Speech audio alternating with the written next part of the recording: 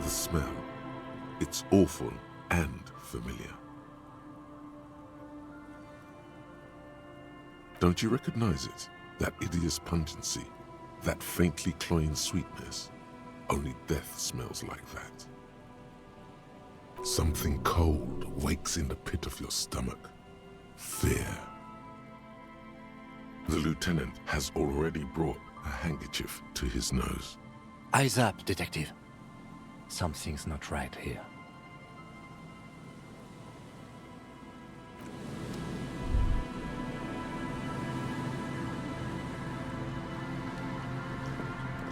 There's some tear, an empty cigarette package, and a crumpled kebab wrapper in the trash bin. 2 empty bottles of Tallulah vodka and a can of black potent porter is all you find. A tragedy.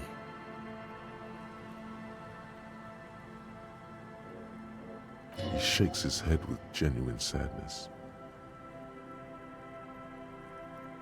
Whoever tossed it here was a heavy smoker. The brand name reads Red Astra. You see traces of mayonnaise and ketchup on it, as well as a tomato wedge. The wrapper reads Shish Kebab Revachol.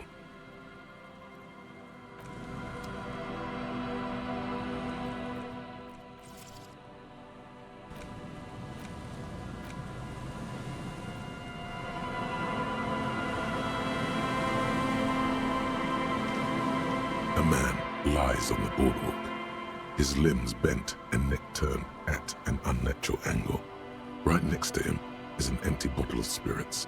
In his cramped hand, a chewing gum wrapper. Half of his body has slipped between the cracked boardwalk, starting with the right leg. The fall has left him broken, contorted like a sad puppet.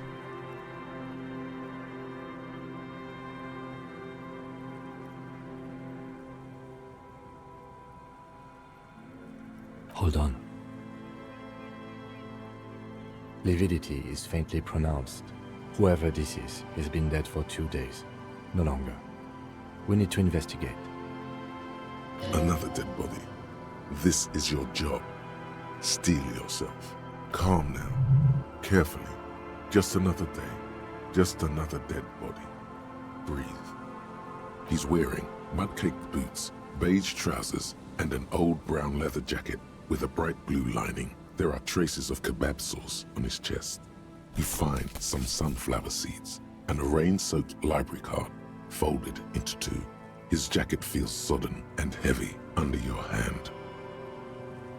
Good. We should take a look at that library card after this is done. The man has fallen through a crack in the boardwalk and hit his head against the metal bench. Coagulated blood covers his black hair. One of his feet is still dangling through the hole. You have to be quite inebriated to fall that bad. Well over a liter of pure ethanol. 3 bottles of wine or 1.5 of spirits. His expression is dull, like the sea behind him. Drops of water shining on his mustache. His eyes, empty and wide, look frightening in their frozen gaze. Height, 170 to 175 centimeters. Curly hair, stout build, age approximately 50 to 60 years. He was confused when he died.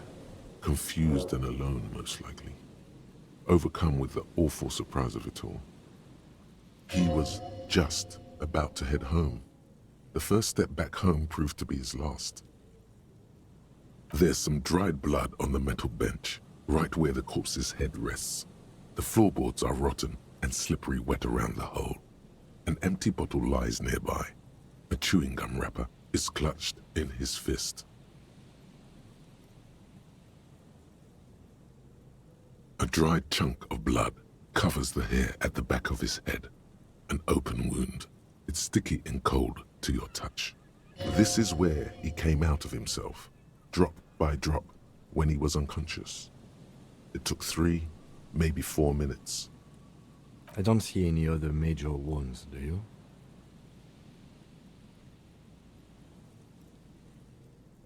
Seems like the head wound was fatal. It's exactly the shape of the bench. They screech under your feet ominously. It's hard to say whether the dead man's weight was the cause of the boardwalk to break. It definitely looks fragile. A .75-liter Tallulah vodka with its cap missing.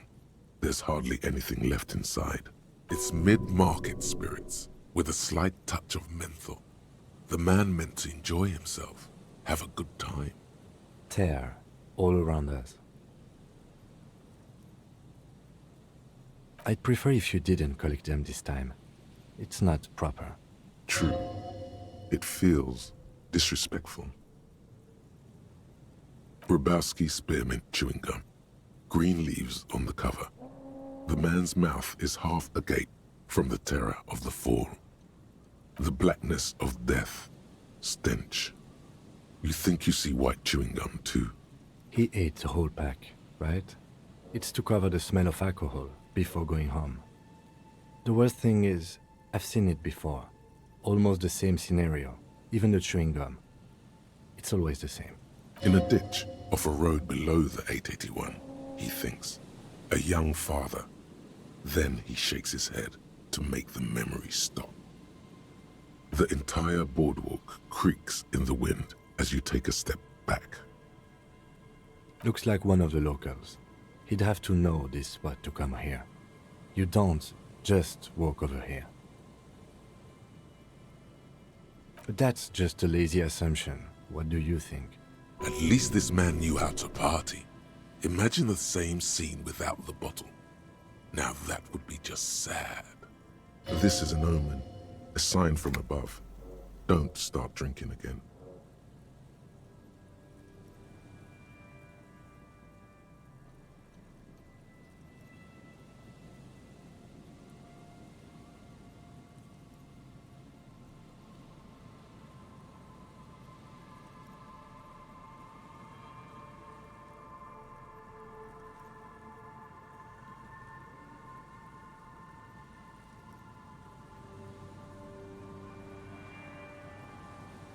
We do know that he was married. But you're right, let's not run ahead.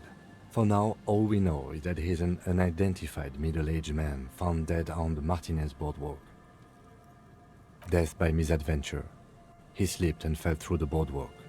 A truly unfortunate accident. If it wouldn't have been for that bench, he'd be alive.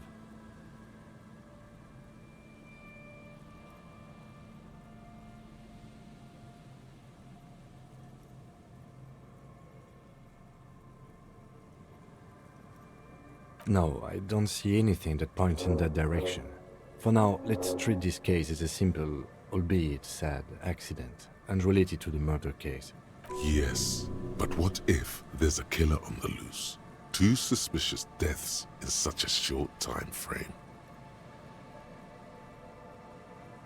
Without any further evidence, yes. Oh yes. Some symptoms of acute alcohol poisoning could have definitely played a role here. Severe confusion, respiratory depression, unpredictable behavior. But I think that death arrived through head trauma, not liver failure. What about it? The deceased ate some kebab. It's probably from a nearby place, maybe in the parks.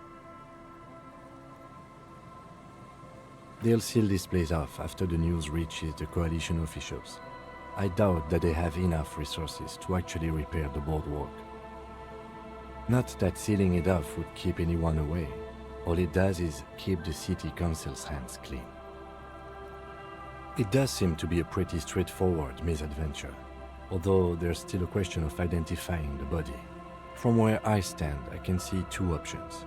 We either take the case and follow the leads to identify the body on our own, or we report back to the station and leave this for our colleagues to handle.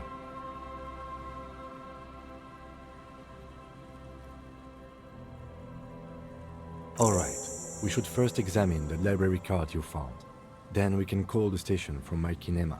Let them know we are taking the case.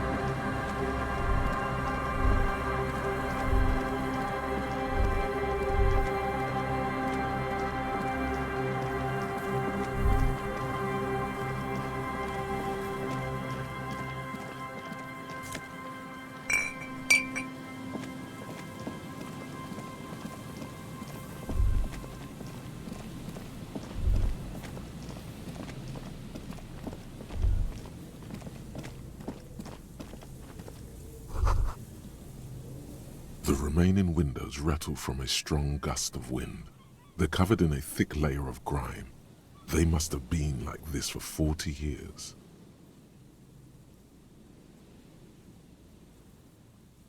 Dripping water falls from a high place. All you can see is the shadow of a collapsing staircase. No, I won't even try. You know, I had a partner once. They called him Eyes, because he had to show me things. It's that bad.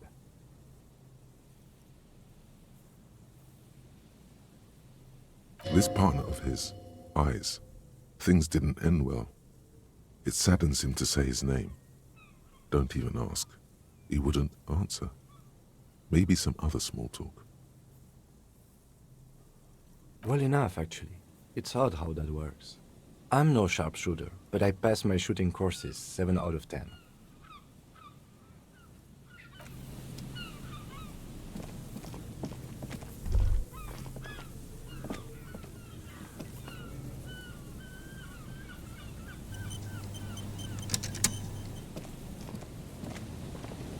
And Mikhail noticed the windows, especially with how there are no windows on the south side.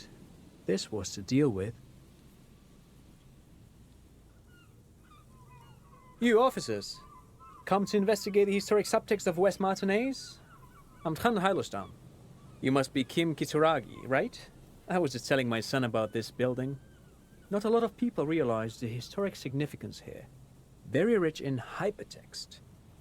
Nice to meet you.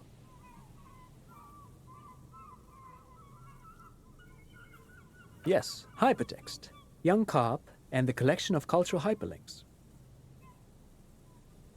He's just making up fancy words. This doesn't mean anything. Oh yes, so Mikhail. They had to deal with monitor glare, especially in the summer. They still had vector monitors back then. That was 49 years ago.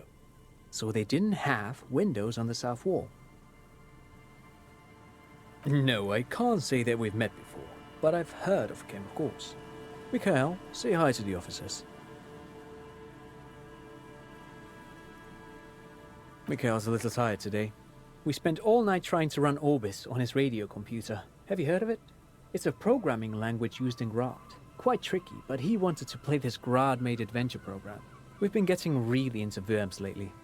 The man speaks in the artificial cadence of a professor, or someone who's been on too many radio shows. But I assume you're not here for giant worms when there are so many real things to see. Just as I was telling Mikhail before, this is where the Coalition landed in '08. We could be standing on what is the most interesting landmark in Revachol West.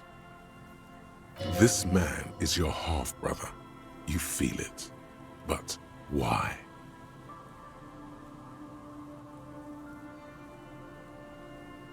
Aha! But it's not just any empty old building. What not a lot of people know is this used to be the R&D department of Feld Electrical. And Feld, which now sells ink cartridges mostly, was once a top dog in the turn-of-the-century cybernetics boom. Hold on. What's R&D?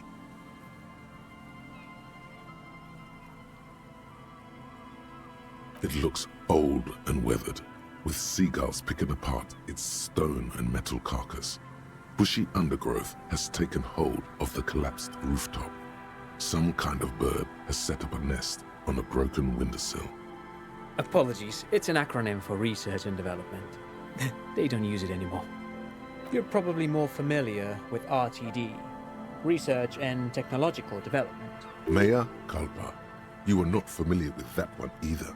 This man is a bookhead. That's not surprising. Only a vestigial ink cartridge and ferrotape manufacturer remains. They started out as a midway electronics outfit in Königstein 2 centuries ago. After an aggressive move to Revachol, Feld became a global player in the emerging personal electronics market of the pre-revolutionary era. Still, Tricentennial was beating them in business machines. But Feld had an ace up their sleeve, or should I say they were developing an ace up their sleeve? I'm mixing my metaphors here. It was here in Martinez, possibly in this very building, that they developed prototypes for a tape computer.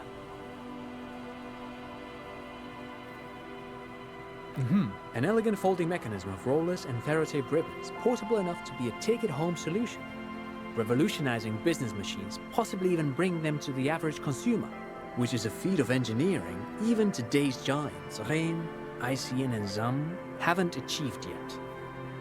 Indeed. What? The revolution! Unfortunately, their moonshot project never made it to the market. Feld's move to Revachol backfired. The revolutionary government liquefied their assets and expropriated those very advanced prototypes, possibly from this very building, or one of the adjacent ruins. All of this was built by Feld, even the boardwalk. Wild Pines built Martinez proper as a resort for their middle management. Feld built this side of town for R&D.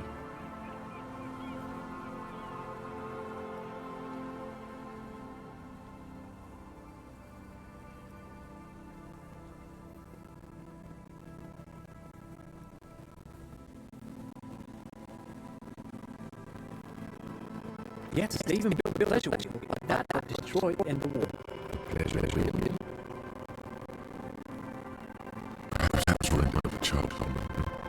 It's clear here you further the rig-weary lighting up the coast.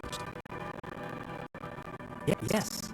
So therein, their star engineers. This part of Martinez was nothing but reeds before Feld arrived. They had to make the prospect of living here attractive. It was supposed to become a global center for innovation in cybernetics. But history had other plans. Oh, I'm afraid it didn't end well for the boys. But this story is a bit too dark for little Mikhail here. Now, if you were to ask about tape computers, they used them for military communications, but also to write and send out press releases, the most notorious example being Le Décret de Mars. What's the Mars Decree? I mean the radio transmission sent out to news agencies and world governments by the newly created commune of Revachol on the 7th of March in the year 02. It's a beautiful piece of text, actually. A singer-songwriter I know, Charette, called it a love poem to Revachol on her political concept album, Bon Baiser dans le Lind. You should read it. Every local library in Revachol stocks a copy of the decree.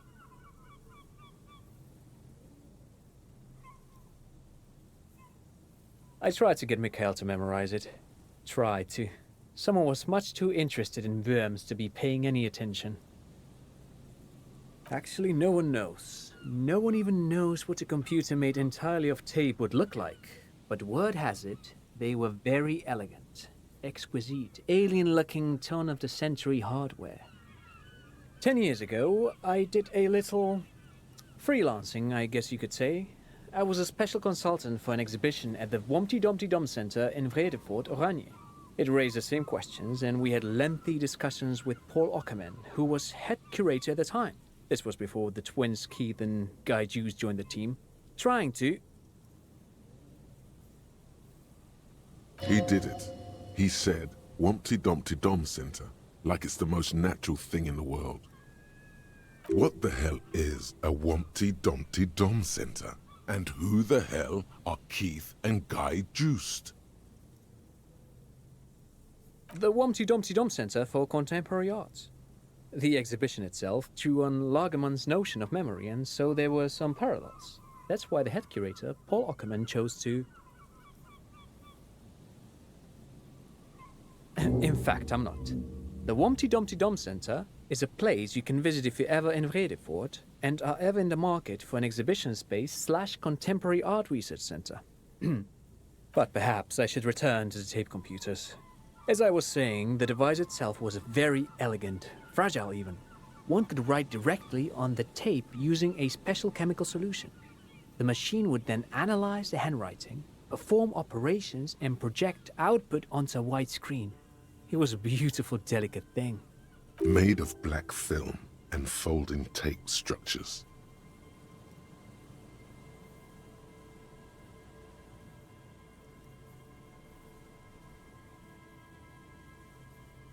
Even one would be very useful.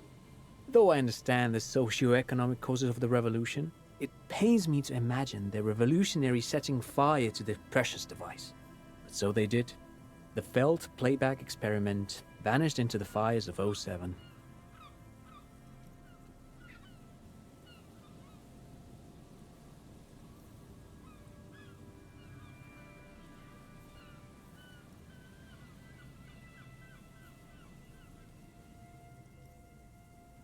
Who knows? Maybe it was an accident, or maybe they didn't want the technology to end up in the wrong hands. Either way, they're all gone now. All 3 versions of the prototype. Nothing but debris and ashes remain inside that building. Actually, no. 10 years ago... He did it. What the hell is a Wumpty Dump? Yes, tape computers and Feld Electrical. Actually, no one 10 years ago... He did it. What the hell? The Wumpty Dumpty Dom Center for in fact, but perhaps... Made of black film and fold... Very, very cool. Though I understand the socio-economic causes of the revolution, yes, the official name of the prototype. Some sources report it as the Feld Playback Experience, but those are incorrect. Who knows? Maybe it was an accident, but of course, what else? I do have some money, yes, but that's not what's really important here. He's not gonna give you money. What are you doing? Clearly you were just profiling. Of course, Detective. I wouldn't have assumed anything else. Matter of fact, I don't know if you're familiar with this, but the Vespertine Department of Justice has published a rather interesting paper on the criminal profiling in former socialist states. Have you read it? If not, then you definitely should. If not for tips and tricks, then just for theoretical curiosity. Anyway, that's just a little something that sprang to mind. You were saying? No, thanks to you for having me and little Mikhail here to pick your brain. A very interesting conversation indeed.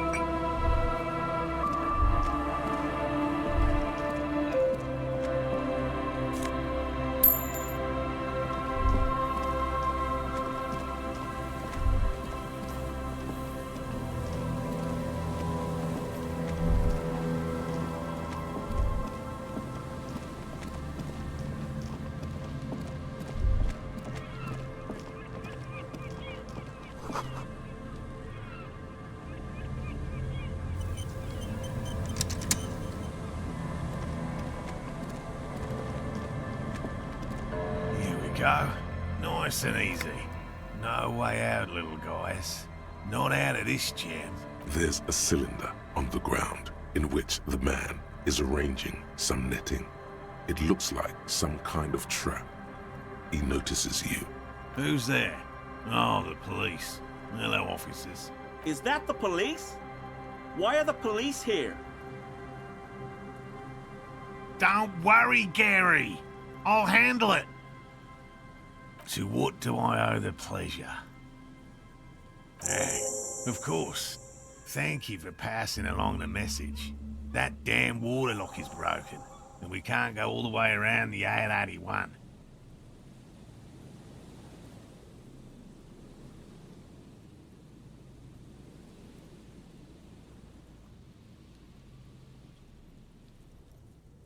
You broke the water lock with a motor carriage?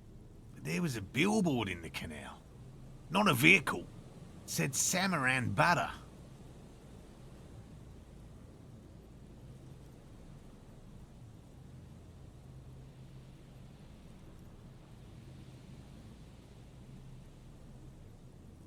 Why?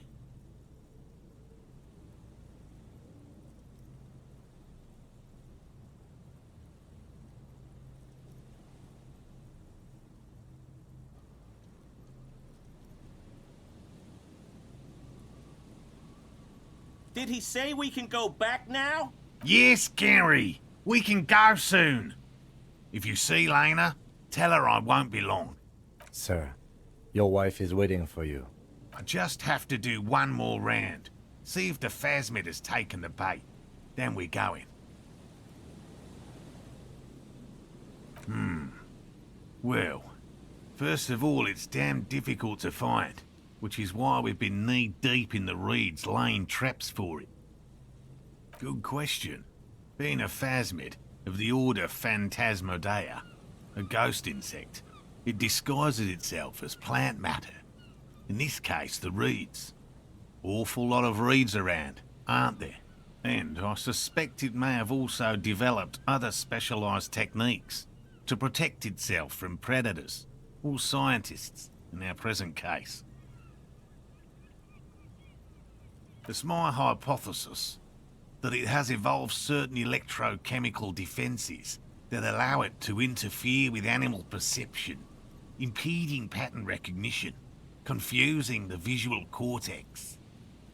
But I cannot describe how these defences work, much less how they evolved, without studying a live specimen. Yes, it makes perfect sense. You're beginning to suspect there's something paranatural about this phasmid.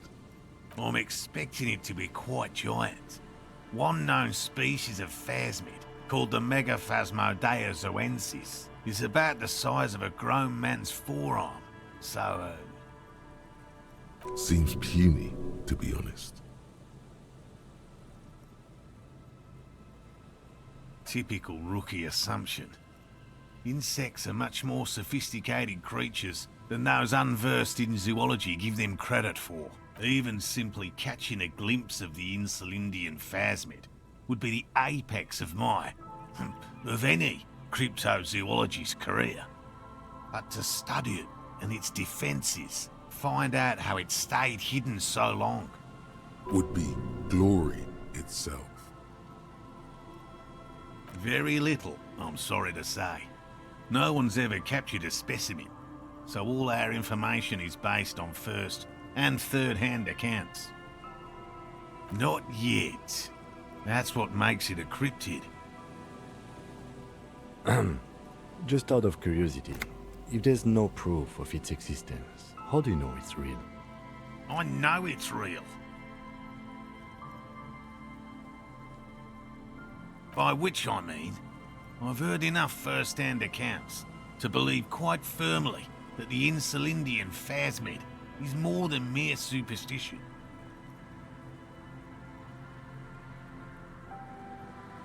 Yes, the most recent sighting was by a couple of teenagers along the coast here. That's what brought us to Martinez specifically. It's the first credible sighting in several decades. Admittedly, it's an unusual location for this species, but with all the sewage runoff upstream, it probably doesn't matter much anymore.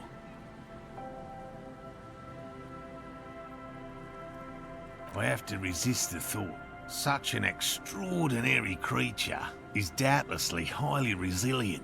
After all, it's generally thought to be capable of parthenogenesis.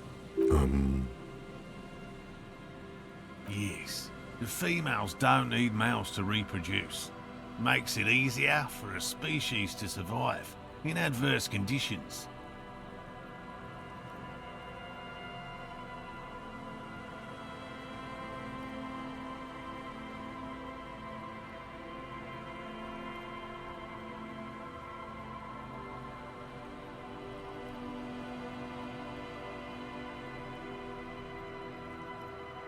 And it shouldn't. Nature does not concern herself with ethical propositions. As a scientist, my interest is strictly dispassionate.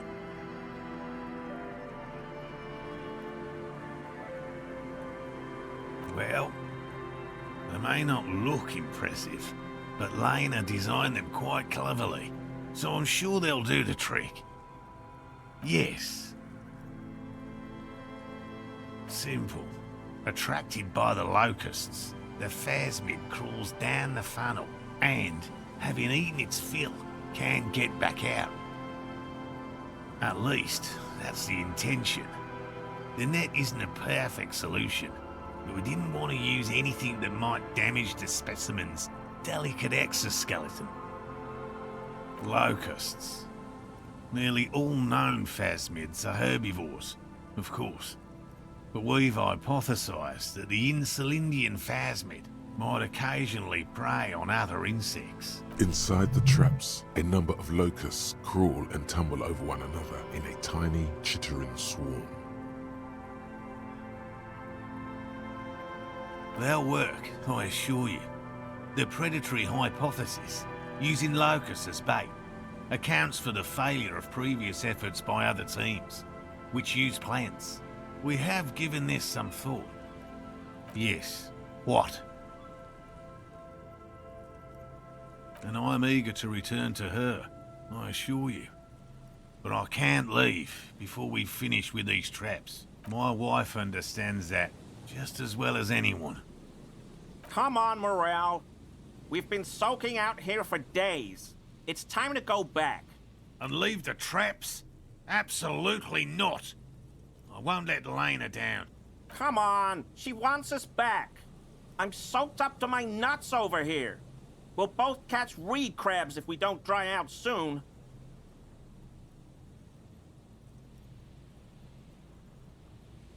I'm doing this for science, and so is she. Of course it's important to her.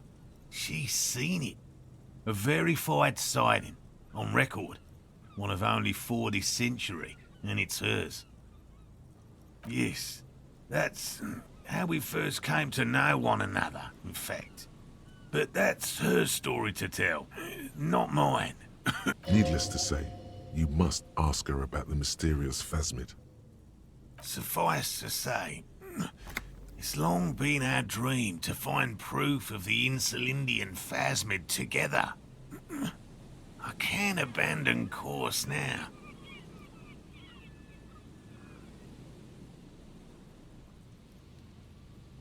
No.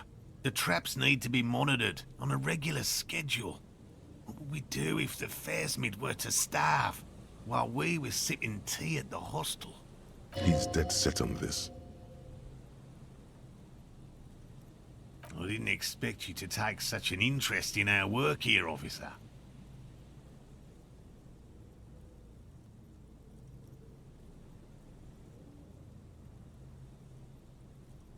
Well, be that as it may, I'd really appreciate the help. There are 4 in total. One is to the south, on this little peninsula, by the boathouses there. It's very near. Another we set in Land's End, to the northeast. It's behind a small sand dune there, on your way to the old radio tower, after the church. The third is set near the canal, where you crossed, by a concrete slab. A big thicket of reeds going up the slope, and among them... You should check at least one of those before returning to this one, since I just said it. This one's more of a technicality, but still, better safe and stupid than... That seems like a lot. Do we really have time for this extracurricular venture?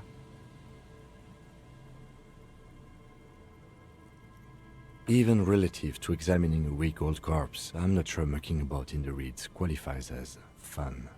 But have it your way, detective. If you think it's important, you have been right before. Bring it to me at once. Just make sure the trap is closed tight. He's not comfortable with the possibility that you'll claim the find, but he's lying about this even to himself. That's highly unlikely, officer.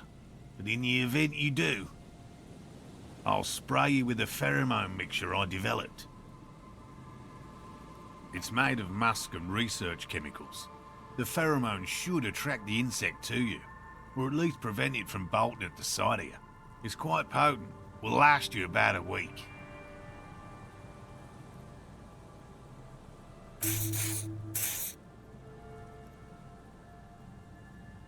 This is the smell of dying reeds, of longing crumbling into the water. I hope you're not buying this. He dispenses it without letting you touch the canister, so it would be precious like holy water. It is precious. A single dose cost me 50 real to develop. Not that I expect you to understand self-financing one's own research. Right, which means you two can pack up and go back to the whirling. Whatever he thinks about this detour, it's clear that these men are exhausted and in need of assistance. Finally, someone's talking sense. Thank you for your help. Gary and I will start breaking down camp. If you have any more questions, now's the time to ask. We'll be gone once you get to it. If it's more cryptid-related business you want to discuss, you'll have time for that later too. But what if the information is vital? On the hunt. I've just always liked animals and puzzles. Searching for cryptids is a bit of both. He seems reluctant to talk about himself, but he'll open up, if you prod a little.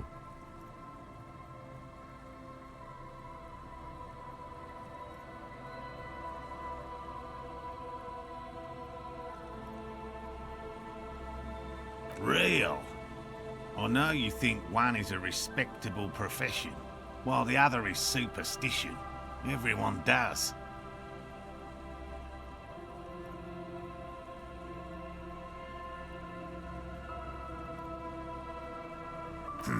My methods do not differ from other scientists. I simply draw upon a wider variety of evidence. And I have more hope that something truly surprising might happen. Your nerve endings tell you there is no such thing as a positive surprise.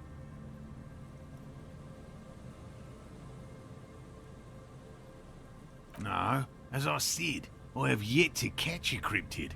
Although I have come close. Close enough to keep trying. It's not child's play, just because I have to traipse through the mud every so often. Everything from forgotten regional lore to newspaper accounts, like the one that brought us here, to look for the Phasmid. I keep a very open mind. He's interested in things that people believe that scientists don't. Most establishment scientists only care about reputation and remuneration, not real research, and certainly not the truth. They're a cowardly lot, and both the field and basement archives can be dangerous places. No, very few cryptids are ever discovered, and not for a lack of trying. To stay hidden is a cryptid's primary quality. It's even in the name, cryptid.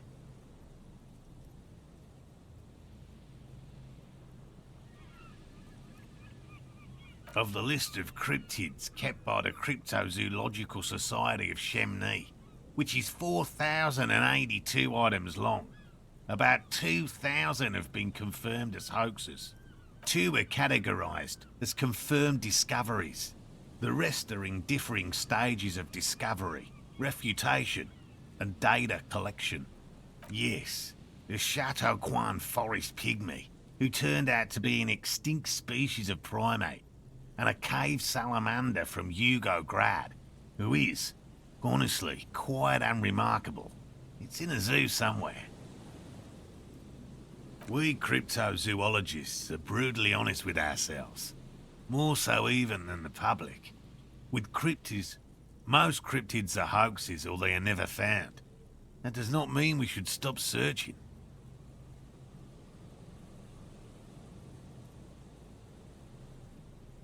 In fact, it is 0.05%. Ever more magnificent, should our search contribute to making that number 0.075%. Yes? All right. What cryptids precisely? I usually discuss these things with specialists, so I don't know what. We would have to discuss. He wants to say, but decides against it. Since you've offered to help, you need to ask him about specific cryptids. Cryptids you've heard about from Lena or his friend Gary. He won't just talk. A willow person. It's a long story. One non-specialist would find rather... Willow people? Not at all. They're not people, really. Some argue they aren't really animals, as they seem to have evolved directly from trees. They're very, very thin, almost flat in fact, and can camouflage themselves easily, wrapping themselves around trees and blending in with the tree bark. In that way, they're not too dissimilar from the phasmid we're looking for here. You probably have. Gary and I painted an entire grove's worth of trees in slow-drying paint. It was a bright lavender colour. I was hoping one of the willow people would get paint on it and not be able to camouflage itself. After waiting in hiding for hours, I saw a figure slip from one of the trees, a lavender shadow dashing through the grove. I chased it with a net. Not very elegant. You can't be elegant in the field. And, well, it was faster than me. A lavender shadow. I know you think we were snacking on funny mushrooms. It's easier to mock someone than to admit that the world might be more interesting than you've imagined. Furthermore, I'm not saying it was a confirmed sighting. I'm painfully aware of what goes into verifying such things. There is a serious possibility that I saw a squirrel or a trick of the light. I am my own harshest critic. Confirmed. It's 100% verified and meets all the standards of an authentic cryptid sighting. Formerly the most dangerous, yes. But do you know the most dangerous living cryptid? He doesn't want to make it feel like you knowing it is some big deal.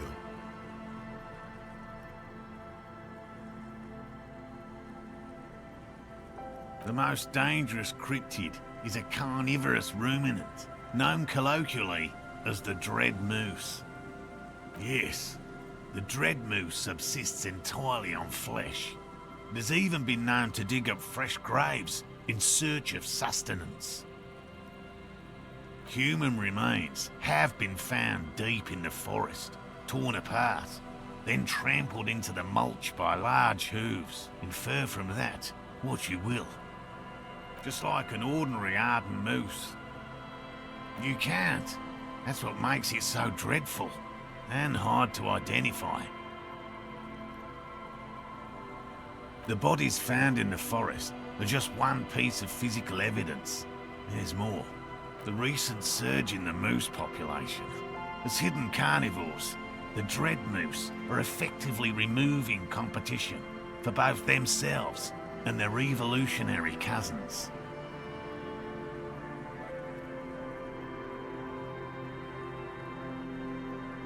Moose are already being hunted for sport. Can you imagine what would happen if they came to be viewed as predators? The carnivorous moose are a very young species, the result of a genetic mutation. It makes sense that such a majestic animal with natural weapons, antlers, would come to rule the forest. The only strange thing is that it took so long.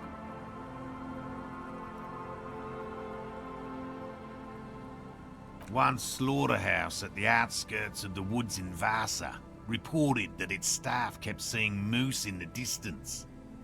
The moose would just stare at the building, as though they were waiting for something, its eyes bloodshot and full of cruelty. But that's not all. Some of the slaughterhouse apprentices went hiking by a nearby creek and saw a moose nibbling on an unidentified carcass. This isn't something unique. Various species of deer have been known to scavenge when plant food is scarce. Anyway, there is more than enough evidence to justify a thorough search for the dread moose. Let's close the subject, before it turns into an argument. Here is a man who has had more than his fair share of heated arguments, and would, surprising as it may seem, prefer not to have any more.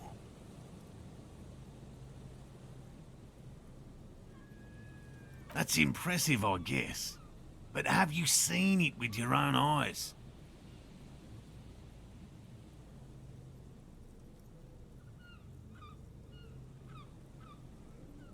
Of course you haven't. I haven't had a chance to travel to Coco Nord. No. And I likely never will. The Samaskil desert region has been embroiled in a small civil war for the last 8 years. I fear this mindless barbarism may have wiped out the elusive creature entirely.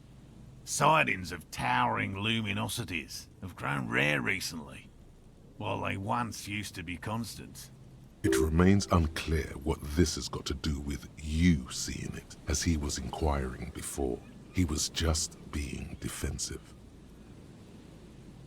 Oh, everyone knows about that one, thanks to Professor Mijanu being the talk of the town for a time. A bit of jealousy there. He'd want that glory, truth be told, even if he'd have to inject himself with bacteria to get it. Although, probably because her life ended as a result of her work in Gutler, no one remembers her contributions to the search for the Nong-Ok. A flightless cursor owl found in the Seminine Isles. Its long legs permit the Nong-Ok to run faster than any other avian. Perhaps any other animal, who knows? When it's not hunting its prey in this manner, the Ok hangs from tree branches, like a bat, waiting to dive on hapless prey below on the jungle floor. Mijanu liked extreme animals, you see. One of the few figures of the academic establishment I respect. Really a shame she disappeared. Oh, decades ago. In the 30s. I didn't know her personally, of course. A chasm of academic pretension still stood before us, even though she had unusual courage for someone from the other side.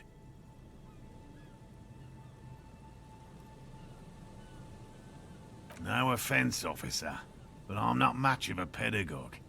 I don't know what I would have done if Lena hadn't persuaded me to go back to field research. You should ask her if you want interesting stories. Me? I'm not a people person. Unless you haven't noticed. And I don't make a good lecturer. My strength lies in field work, by all means.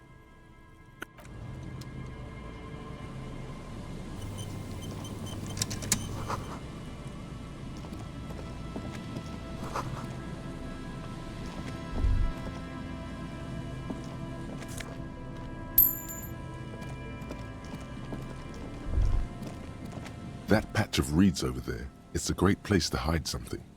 Kind of out of the way, being so close to the water.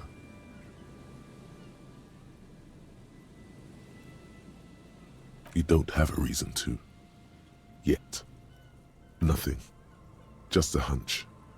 The hunch passes, leaving you there, by the old boy bobbing in the water. Time to go.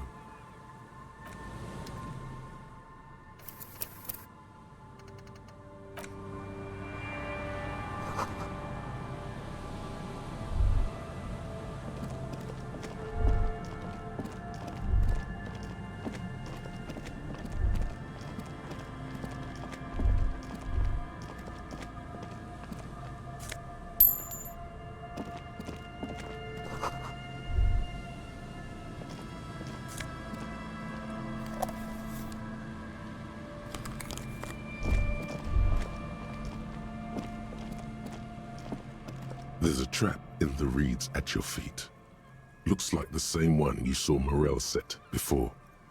Behind you, the ruins of a residential building rise over the reeds, shielding them from the wind. The reeds rustle confidently. When this district was booming, the reeds were kept at bay. Nothing obscured the freshly painted facades. Nowhere for drunks and adventurous teenagers to hide. Now only the wind blows. Locusts are crawling around in the trap, confused but uneaten. You see no carnivorous reed phasmid gorging on them. Big surprise. Anyway, 1 down, 3 to go.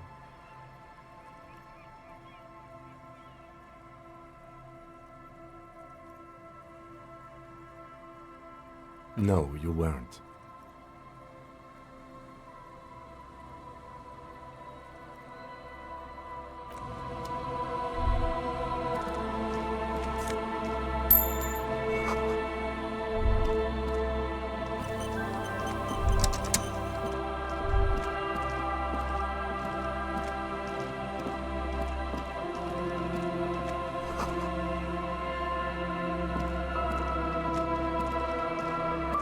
A scattering of bullet holes is spread across the cracked wall, reaching from one corner to the other.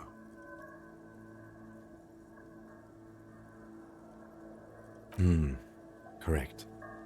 The density of the bullet holes is unusual, even in a general average bullet hole frequency in Martinez sense. Grim affairs. Meaning, this is a lot of bullet holes. Looks like fully automatic rifle fire. Something you don't see these days. The manufacturing and sale of automatic rifles was curtailed after the revolution. The destructive power of such tools proved to be too much. We do need to retain some humanity in this world.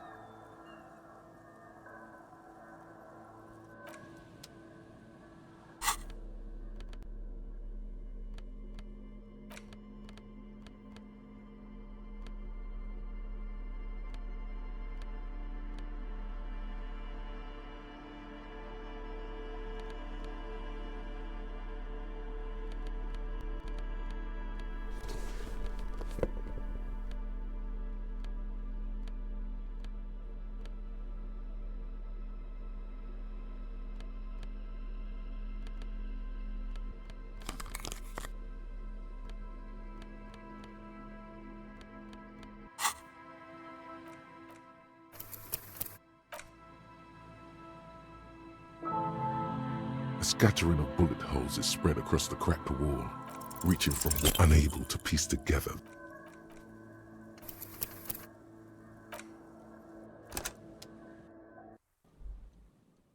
A scattering of bullet holes is spread across the cracked wall. A row of ghostly shades stand facing the wall. There are many of them, a dozen at least, their heads lowered and eyes blindfolded. It's quiet, no sound. No movement. 10 meters away, other shades are lined up in an orderly manner. Automatic rifles primed. A gust of wind blows by. The coats of the firing squad flap slowly in the breeze. A single person stands on the side. The sun blazes high up in the sky, baking the planks, the sand, your skin. The order was carried out in the afternoon. A long time has passed since the moment of this fusillading. Rain and brine have since washed all the blood away. Not a trace remains. The abundance of bullet holes leads to 2 options. Either an inordinate amount of executions were performed here, or they did not use a conscience round where only one soldier has the loaded rifle. Looks like this was a mass execution with everyone fully armed. A host of men, probably in everyday clothes, ragged from the conflict and covered in dust. They were not sitting, a common practice for executions in some nations, as demonstrated by the height level of the bullet holes. They stand, facing the wall. It's impossible to discern any details about their personality or background. Ordinary people, familiar, each and every one of them. Collateral damage on the path toward normalcy and progress. Such is your belief, officer. Maybe you should change it. They were praying, screaming. 7 men in combat uniforms and dark coats, holding automatic rifles aimed at the people. Soldiers from some side, but from which one? Men of duty, dark duty. In all truth, violence offers no answer. It's only the last available resort when all mediation fails. And here, all did fail. The commandant, the one who gives the order, machine gun fire crackling through the air, the lights of the muzzle flashes dancing on his face. I don't know. I don't know who died here, lined up beside that horrible wall. It could have been any of the parties involved in the revolution. Perhaps the ones executed here were the loyalist conservatives, killed by the communists at the start of the Civil War. Or it could have been the communists, put to death during the last stretch of the conflict by the coalition forces. Another likely scenario.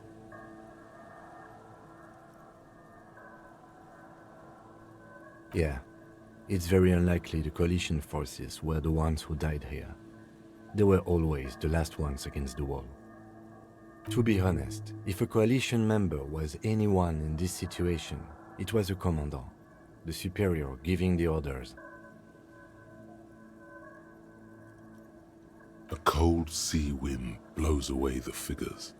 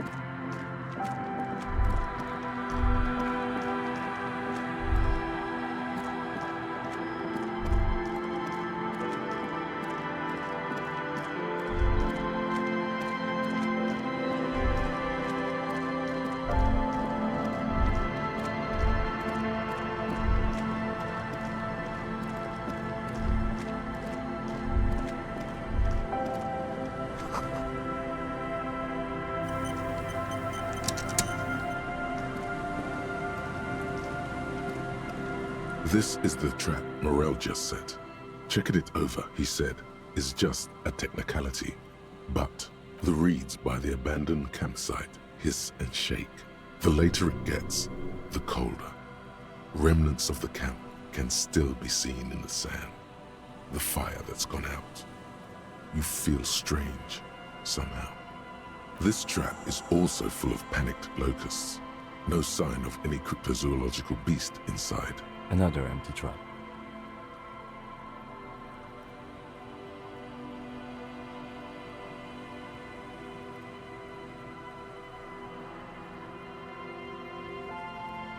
Yep.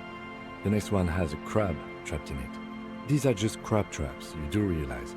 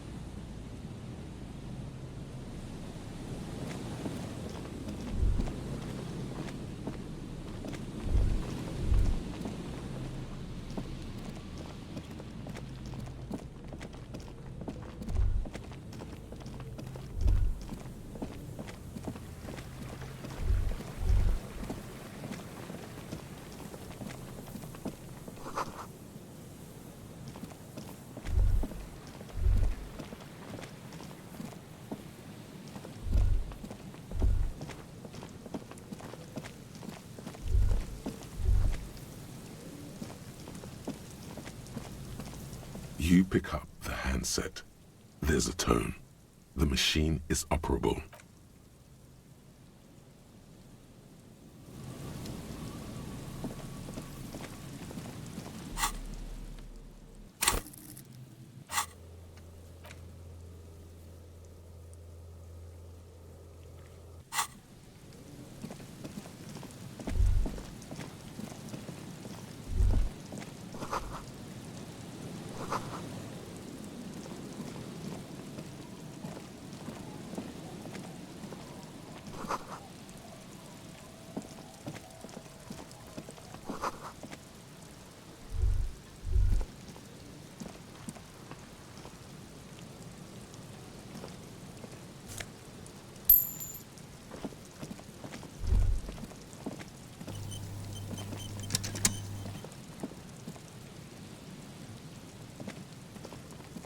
Heavy wooden doors, more than twice your height, stand shut in front of you.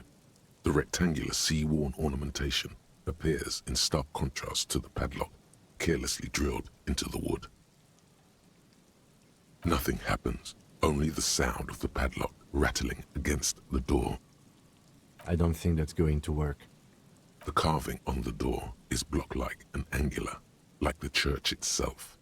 Two large beams shoot downwards, sinking into the wood before they reach the threshold.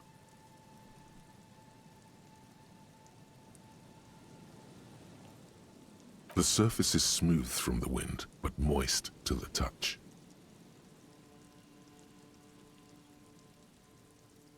This cheap-looking padlock is sturdily built. It shackles together a hasp and a staple screwed into the wooden door. The lock is adorned with a yellow sticker. You see a yellow circle with 2 X's and a big curve below them that looks like a mouth.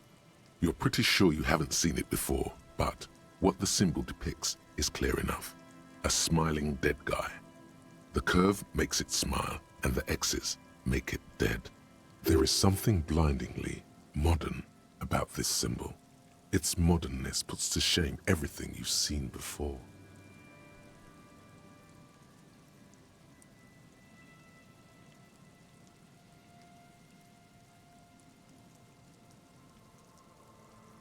It's the contrast between the cheery, chemical yellow and the rigor mortis.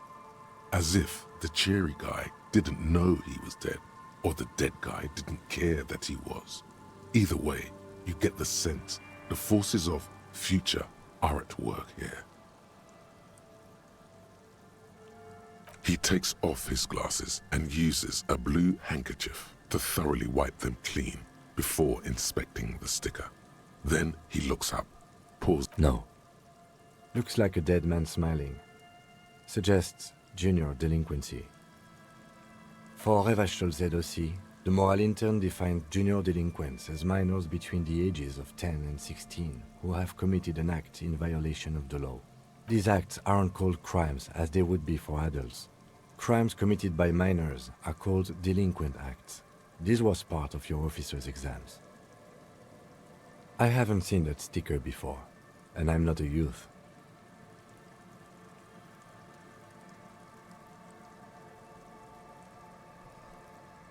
That level of conceptual thinking is not part of my skill set.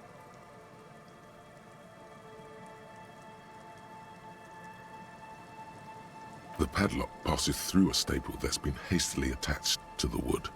Closer inspection reveals that one of the screws is not a screw at all, but a nail.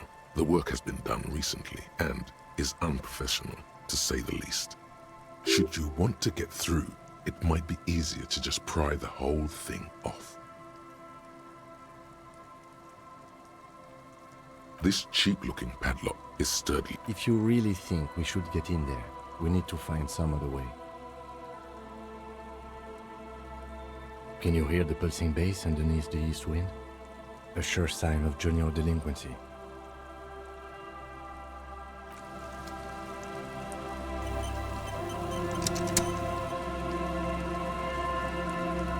Heavy wooden doors, more than twice your height, stand shut in front of you. There's nothing like the sound of a sticker unpeeling. Now it's stuck to your thumb.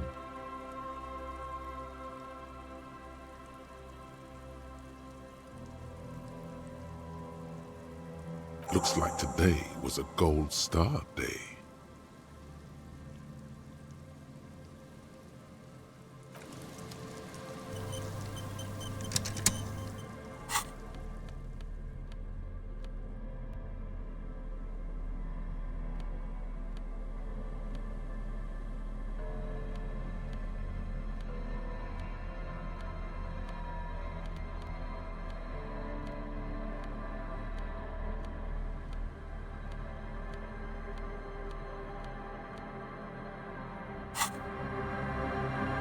Heavy wooden doors, more than twice your height, stand shut in front of you. You jam the pry bar between the lock and the staple and apply force.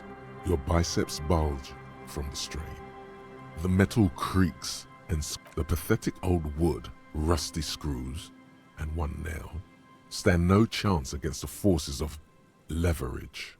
From deep within, a bellow rips. Suddenly, the pry bar snaps. Metal shavings fly everywhere. The upper half, between the lock and the staple, falls to the ground with a thunk.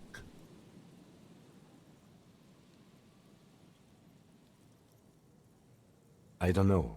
You don't? Or maybe we'll find a new one. I don't carry more than one pry bar with me.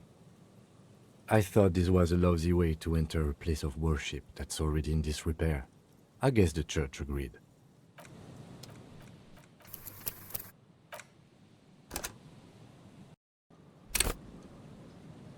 Heavy wooden doors, more than twice a minute.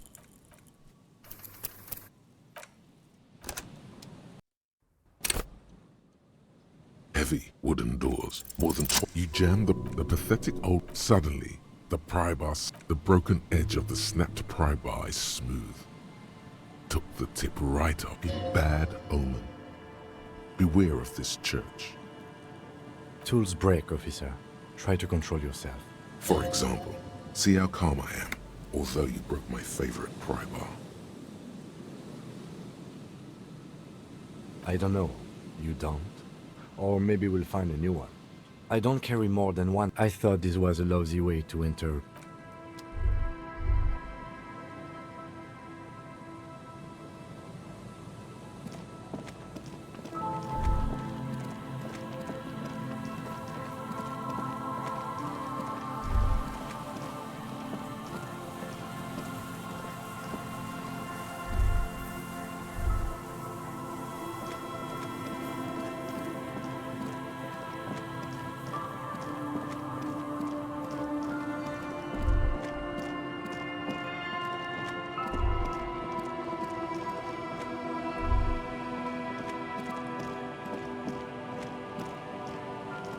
Heavy wooden doors, more than twice your height, stand shut in front of you. The rectangular sea-worn ornamentation appears in stark contrast to the nothing happened. I don't think that's going to work. Heavy wooden door.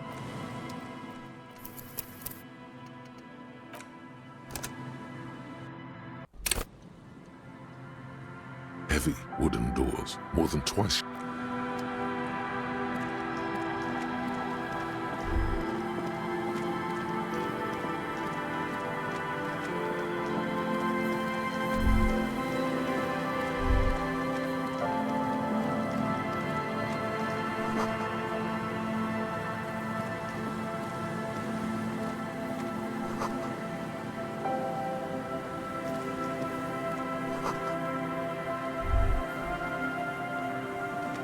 An old door, worn by elements, guards the depot. The wind has blown a sand dune in front of it. The door hasn't been opened in a long while. You see a handle. It's military. A service depot of some sort. The washerwoman mentioned a depot at the coast. She said it was for moving ammo and cargo across the bay. This might be it.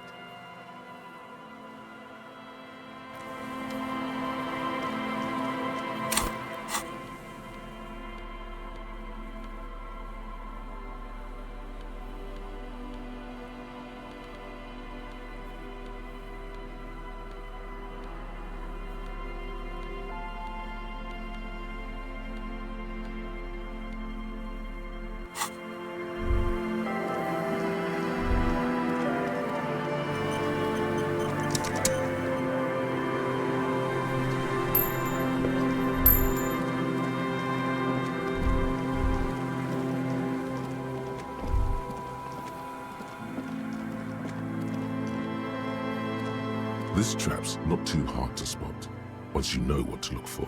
Keeping it hidden has not been a priority for the cryptozoologist. The reeds sway in the coastal breeze. They seem to be waiting for something. The wind picks up here, near the cape's end, surrounding the narrow strip of land from 3 cardinal directions. It's cold for this time of year. Nothing but locusts in this trap as well. Definitely no cryptozoological monstrosity. Empty as all of them. One more of these and we are done.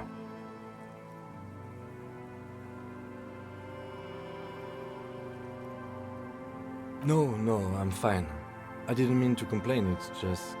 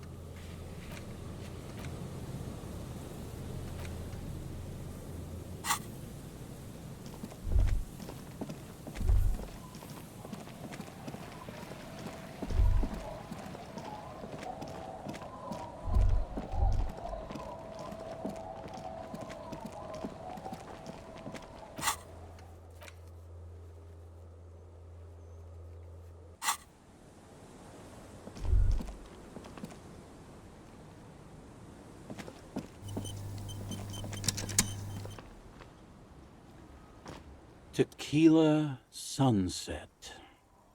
Ah, tequila. I knew you'd come through. That's fucking great, man.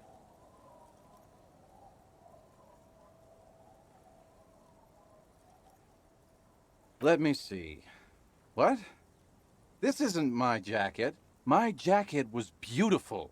This is fucking filthy. What am I supposed to do with this?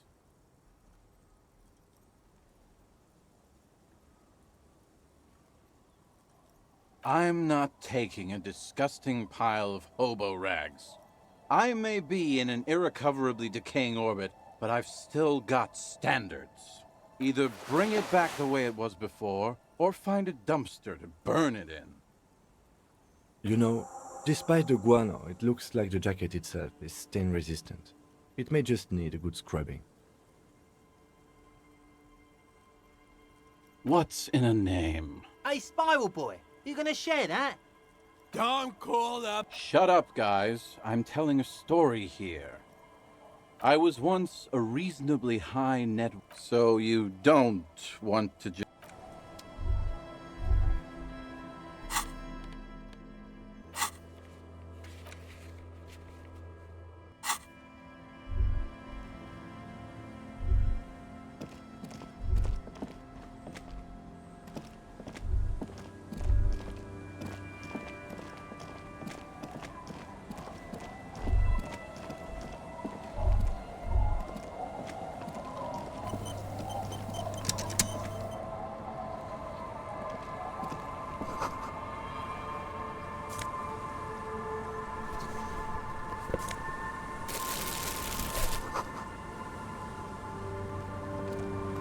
Hi, officer.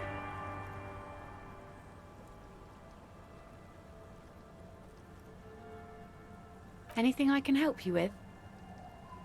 A fishing village on the seashore. This place doesn't really have a name. It's sometimes called Elysium. The sign on the street leading here is illegible. Has been since they built this place.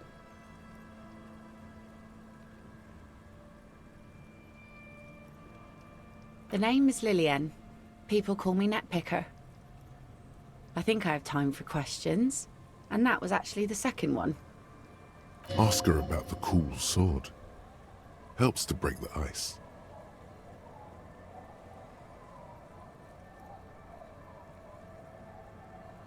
Let's see.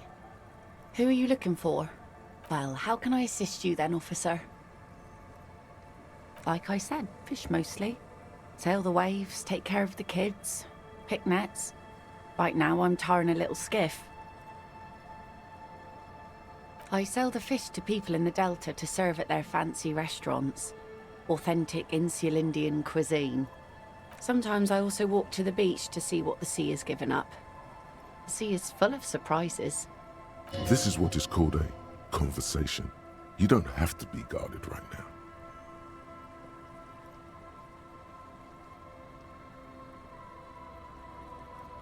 Wood, pieces of glass. Every once in a while we see dead bodies. Human, animal, fish, other odd sea creatures. A mine washed ashore once. Bottles, drugs also. Lost cargo in general. Most of the time it's just wood and glass. All right. Major choice moment. You only get to ask one thing. It would be weird to say them all. Choose wisely.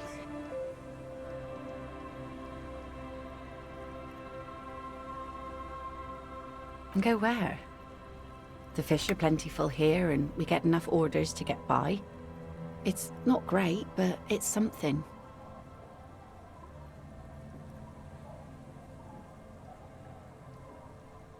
Exactly. I don't mean to complain about my sad, pauper life. We do manage all right. We're tough people here. Unfortunately, the factory sold this one with a 3-year warranty instead of a story. It's to intimidate folks, mostly.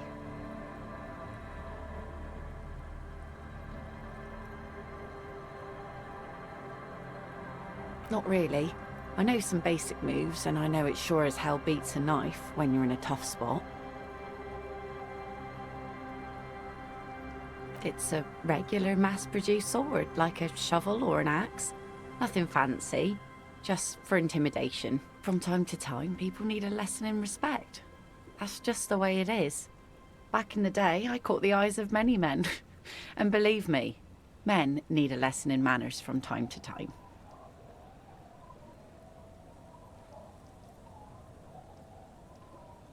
What makes you think we haven't?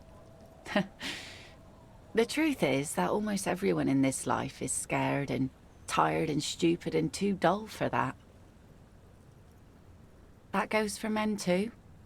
But they put on an act for us. Pretend like everything's good and living in shit doesn't bother them. Like anyone falls for that. That does not go for real men. It does not go for you. Show her. Show her the wonder. Coach means the expression.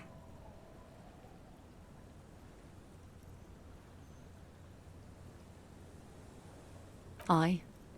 No one wants to talk about how frightened they are. But only frightened people are really dangerous. And plenty of them are dangerous. She's not afraid, however. Does that make her not dangerous? No, I'm afraid not. Tempting to confiscate the blade I used to keep these animals in check. You would put me in an early grave. Some went to patch their wounds, their lesson learned. Others were more thick-headed. And one of them, I ended up marrying. Guess I enjoyed the way he bled. If it is, then why the melancholy? Gone. To the waves. The sea took him. It was a long time ago. Who knows? Maybe he fell over. He didn't respect the sea. Went out there, drunk like a skunk, and sure enough, one day the boat was found floating empty. The bloated corpse turned up 2 weeks later. Now, before you tell me how sorry you are for my loss, know that it was 4 years ago, and I've moved on. There's only so much mourning you can do for a drunk with sinewy muscles. She really likes those muscles, though. It's in the way she pronounces sinewy.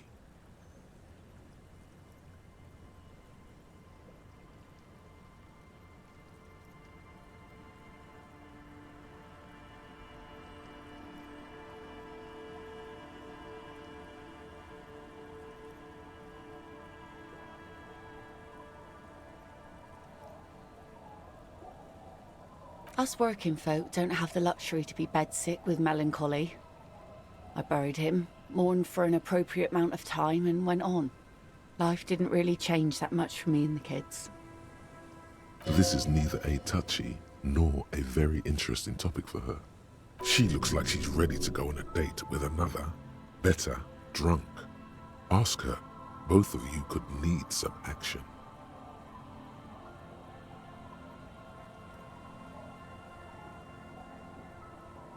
Sure is.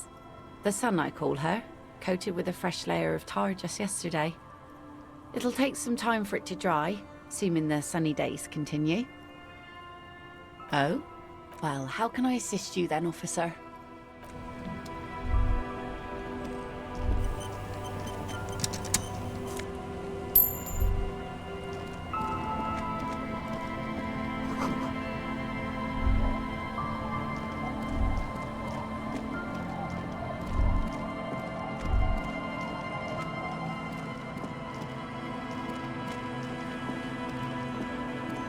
The door has seen better days. The layer of paint has started to peel off due to the salt and wind from the sea. Even the lock looks slightly rusted. I'll wait outside to give you some time and privacy to check out your new living arrangements. But just so you know, after we are done with the day, I'll still be staying in the whirling in rags for the night. We'll meet in front of the shack in the morning. The key turns.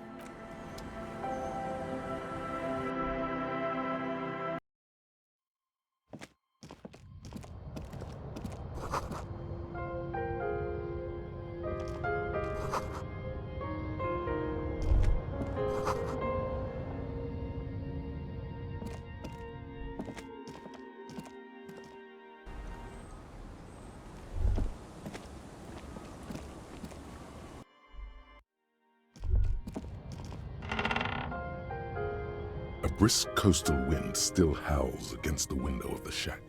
Occasionally, the waves crawl in under the foundation, producing a low hum.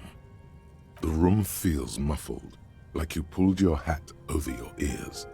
Outside, it is cold and windy, but you're inside, and it feels safe and warm. What is this place to you?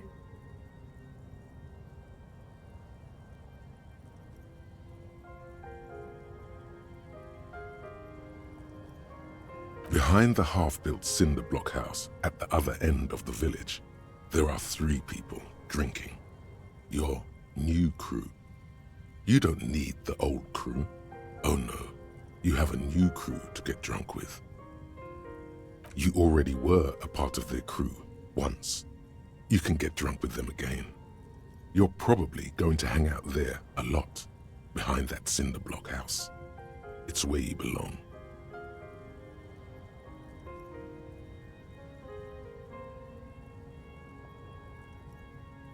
Outside, the howl of the wind has picked up. The waves crash against the stilts again.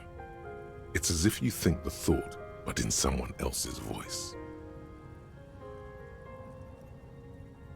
Look under the floorboards. On the table, you see a bowl of water, a rough soap, and next to it, a small hand mirror. A straight razor soaks inside the wash basin. The water reflects back a vague image of your face. Nose bulbous and red, hair unkempt, wrinkles lining the eyes and forehead. The stash is gigantic. You'll be looking like a pansy without the chops. A fucking pansy.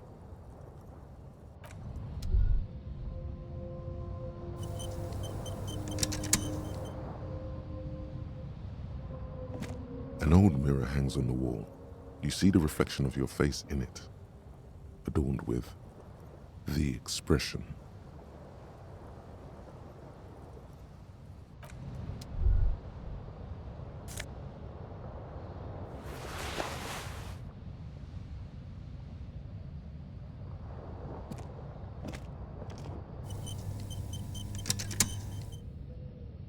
The bed is comforting, if a bit run down. Still, you've earned a rest.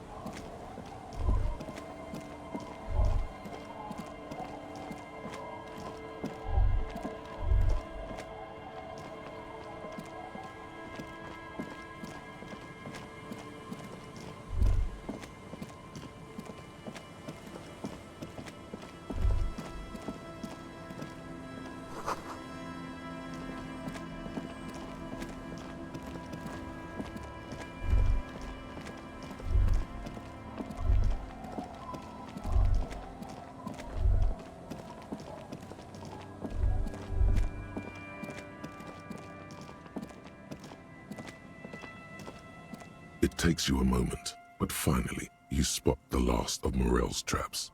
This one's partially obscured by the reeds. The reeds bend forlornly toward the sand. You see slabs of concrete north. In the east, the city center hums to you. The constant, distant song, louder on this part of the coast, nearer somehow. And there's that cold again. Always the cold. The trap feels light and silent as you pick it up. Something is different here. No locust. No phasmid either, but still. Your voice echoes on the coast, carried by a gust of cold wind. Well, the bait worked on something. This doesn't mean it was a reed monster, though. Unless you see one in there. I just see an empty trap.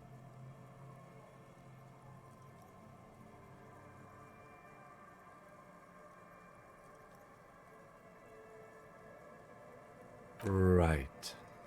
Anyway, that's for the cryptozoologists to figure out now. We are not cryptozoologists. We are cops.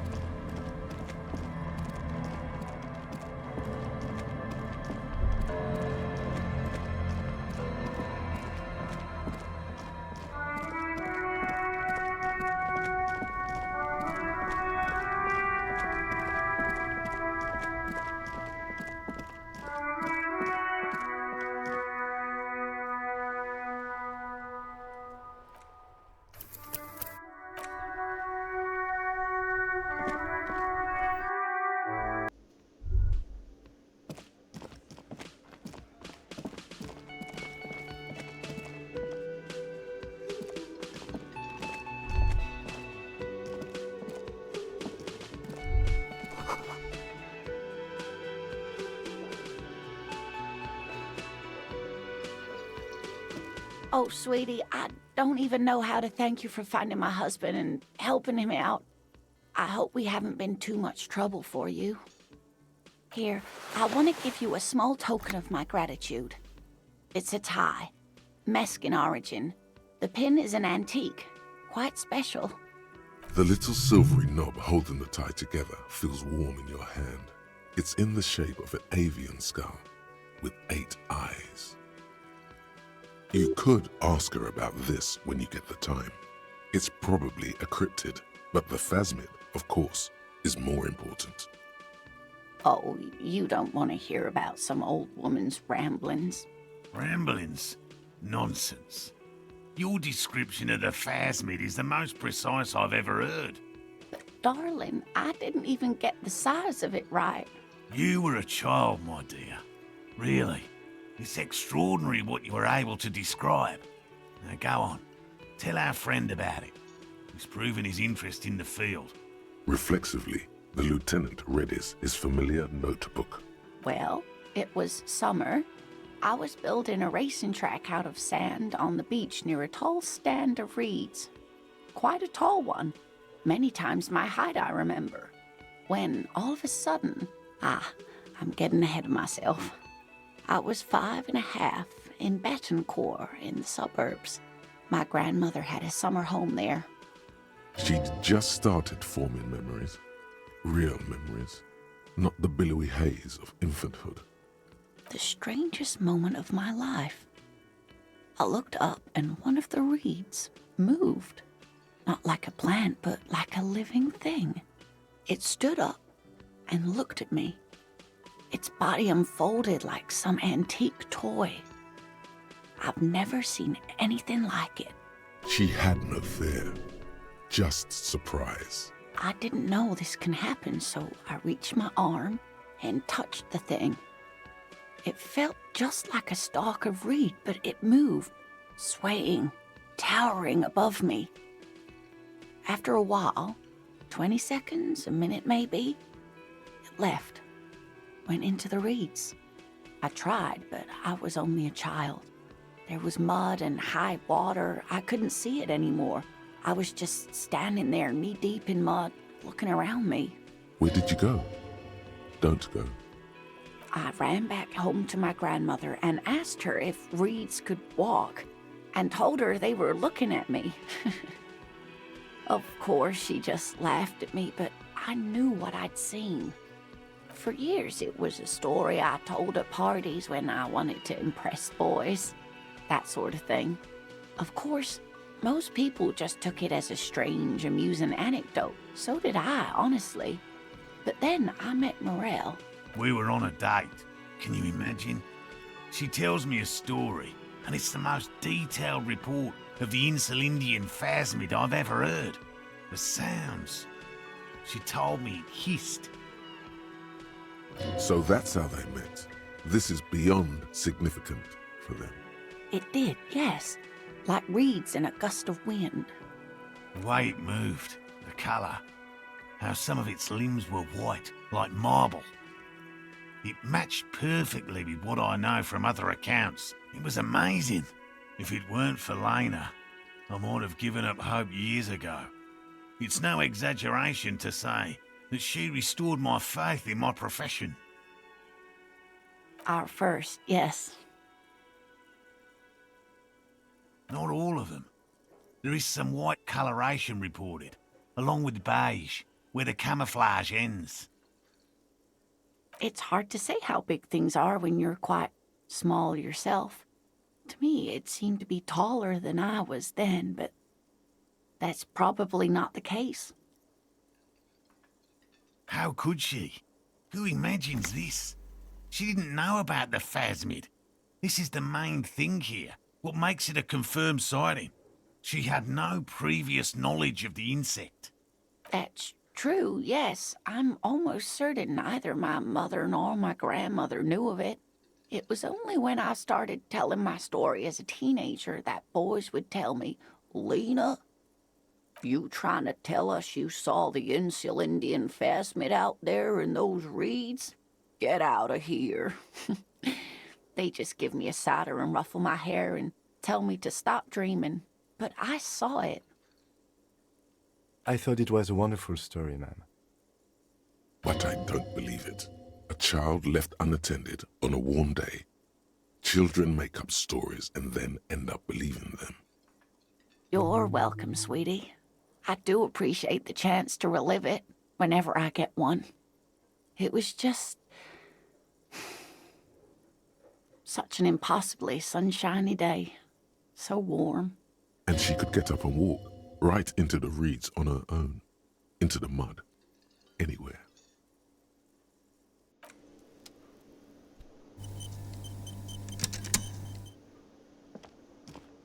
I couldn't possibly shower thanks on you as enthusiastically as my wife has, but I am grateful for your assistance, officer. He tries to play it cool, remain professorial, but inside, this man is itching for some news on those traps. Good. Okay. And? Completely empty? No locusts? No phasmid either? That's not ideal, but It just means the Insulindian phasmid is even more clever than we thought. Of course, more clever. You're dealing with a subject near and dear to their hearts. It might behove you to tread lightly. Yes, the Phantasmadeia picked off the locusts and escaped. This is good news, though we'll have to reconsider the design of the traps, make them more secure. Another trip to the reeds.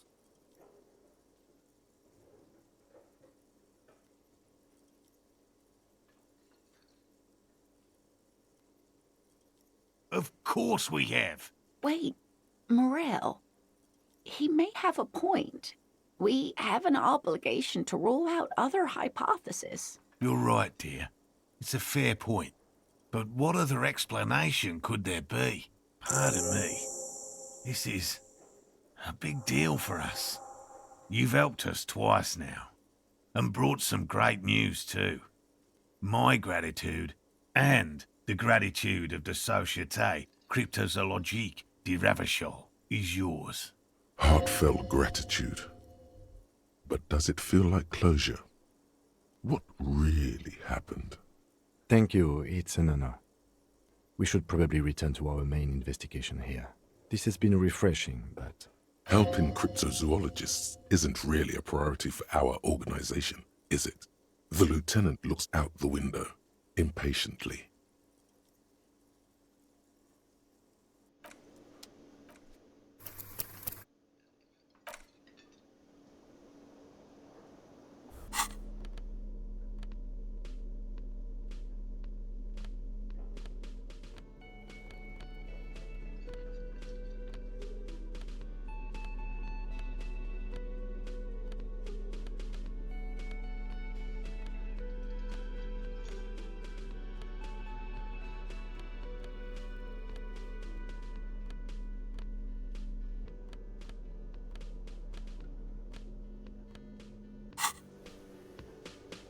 Hello. Lena and I were just discussing the design of the new trap. You have your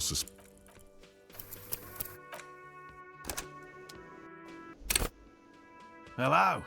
Lena and I would... Consider the way the empty trap was disturbed, as though shaken.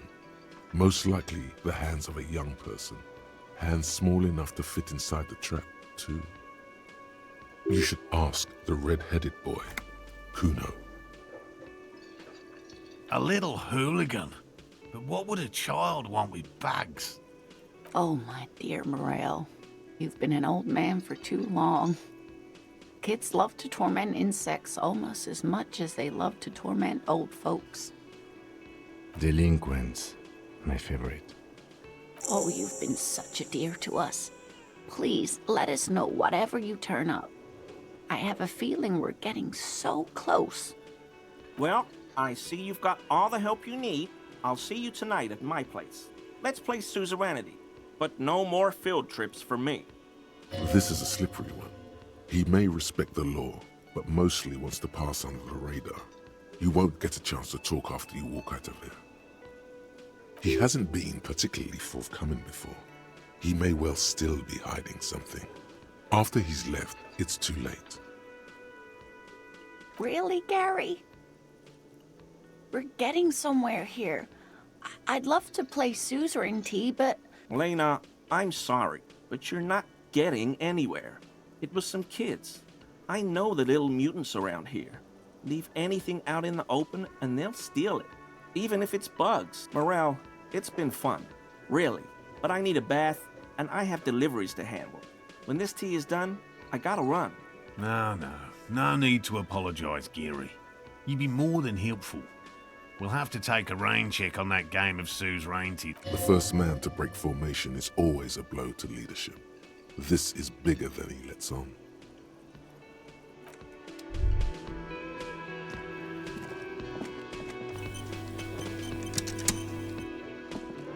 I really owe you one for getting us out of those reeds, officer.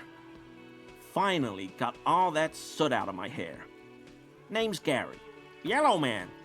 I mean, officer. The lieutenant raises his eyebrows slightly and takes out his notebook. Yellow Man? Feels significant somehow, him saying that. You should ask him about it later. I like nature, just not this bloody coast. It's mostly drunks and degenerates that come here.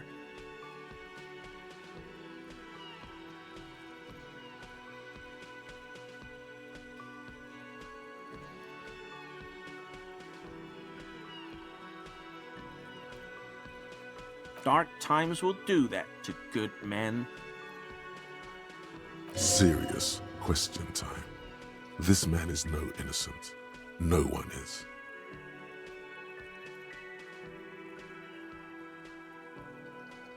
Oh, so that's what the RCM in Martinez is about. Great. Great to hear someone's finally taking care of that. So you do know something about it? No. Nothing. He was some kind of mercenary. But everyone here knows that. I'm just glad to hear you're looking into it. That's all. My mug? Why would you think that?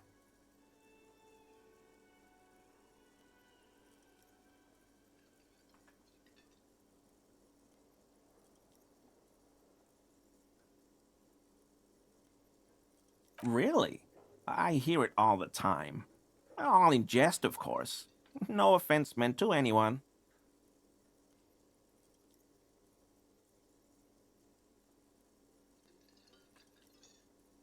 Okay, I admit it. I threw the mug away in the trash container behind the hostel. I know I shouldn't have, and I am very sorry, officer. You're not going to find me, are you?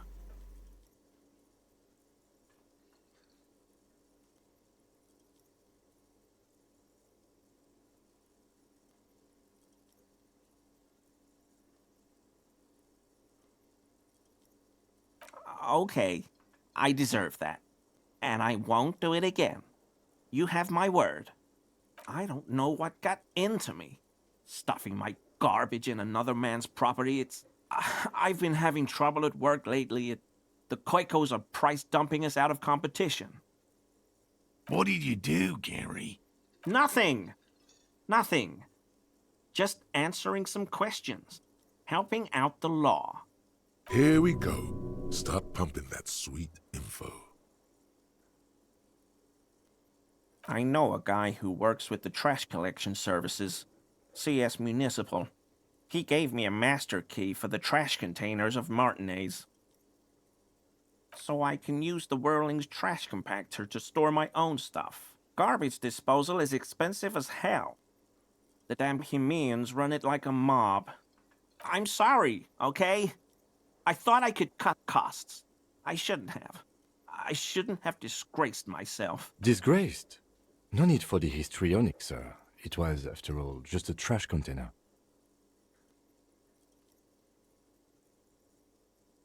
Officer, please. Let me explain. It's not like that. I was only cleaning up. I live right across the yard from where he was hanged, and I saw him stripped naked. All the clothes lying around in the yard, smelling. People are animals, you know? Then I came out to clean up the rags because no one else would. I put them into the Whirling's trash, along with a broken mug, admittedly. Okay, I was coming to throw the mug away, and, well, I threw the mug there and the clothes too. Right. It was just civic duty. Exactly. That's exactly what it was. Civic duty. Armor? No. I mean, yes. Of course. I know he was wearing armor, but I don't know anything about it. I hope I could help your investigation, in my small way. Don't be so relieved yet, Gary. This bad cop may have been in your apartment, admiring your mug collection. Perhaps a little intimidation? No. I help Morel with research sometimes, and I've learned some things along the way. but I don't usually go in for picnics like this on my own. Not many Sealites here, or anywhere, other than Sail. I meant no offense, truly. Do you remember how, when we met Measurehead and I said the next races will be the really good one? Well, this is that racist.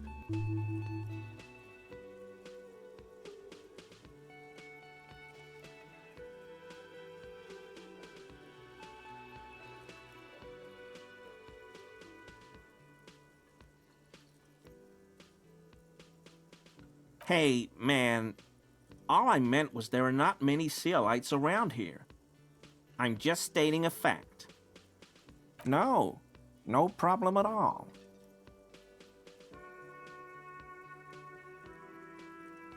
Sure do, officer.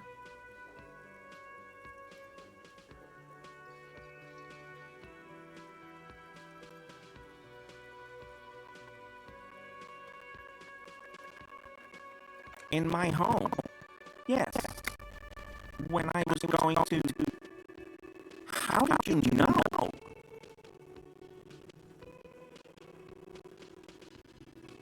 Is this about the Union? Did the big man open the door?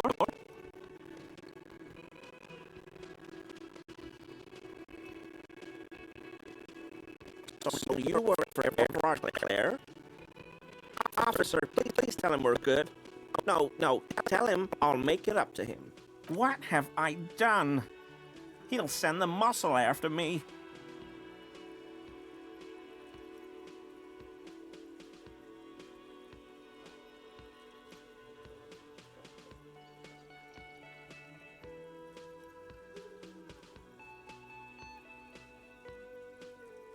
I was probably talking too loud in the whirling the other night about some theories. Stupid. I won't do it again. If there's anything I can do to assist you, or the Union, just ask, okay? I'll try to help if I can. This scared him proper. He's positively melting from fear. Has to prop himself up with a lot of anger to keep it together. The weather vane has turned.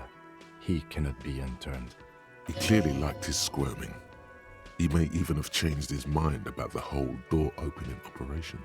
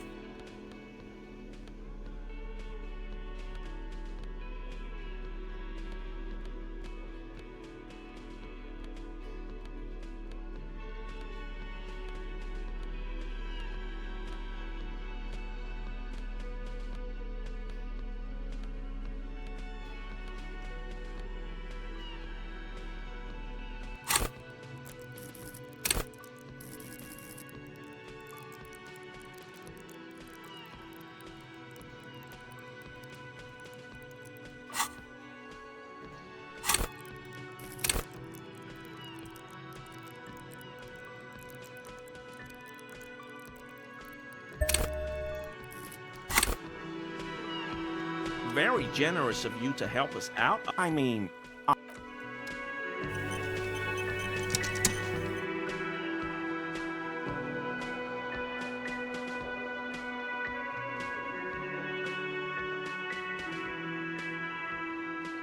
Always a pleasure to see an officer of the law. I mean, officers. Is he?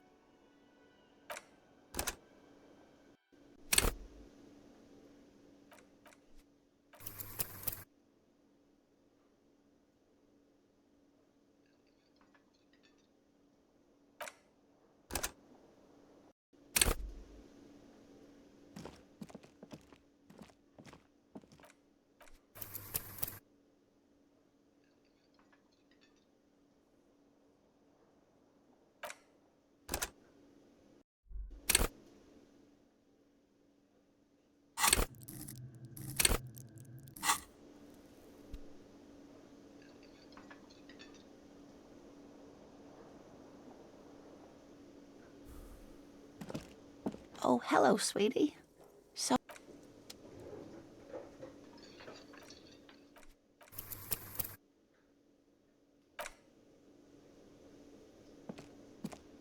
Hello. Lena and I were just discussing the design of the new trap.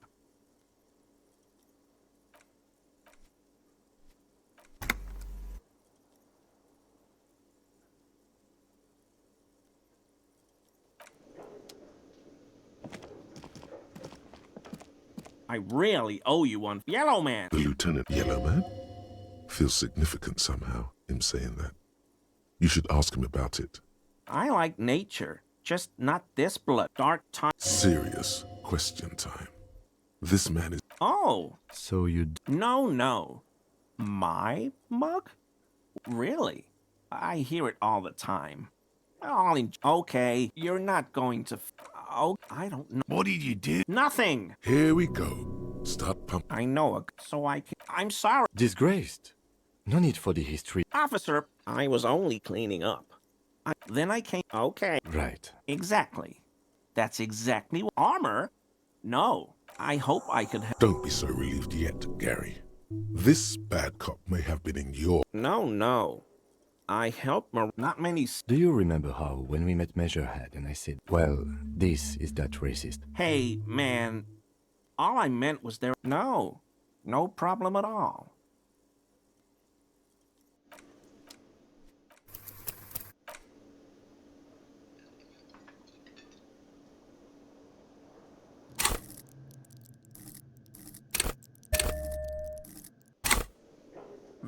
I mean, officers.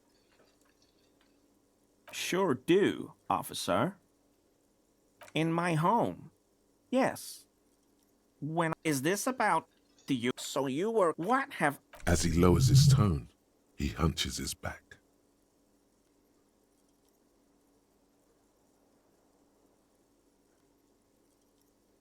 I won't do it again. This scared him. The weather vane has... He clearly liked his squirming. He may even have changed his mind about the whole door-opening operation. Is he?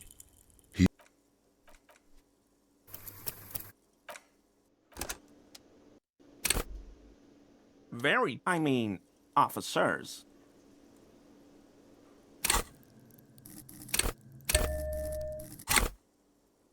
Sure do, officer. In my home. Is this about... So you... What have... As he lowers his tone. I won't do it again. This scared... The weather vane... He clearly liked his squirming. He may even have changed his mind. Is he?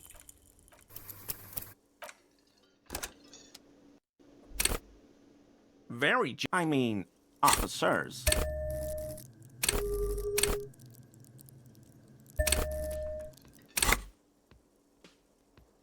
Sure do, officer. In my home. Is this about... So you were... What have... As he lowers his tone, he hunches. I won't do it. This scared... The weather vane... He clearly liked his squirming.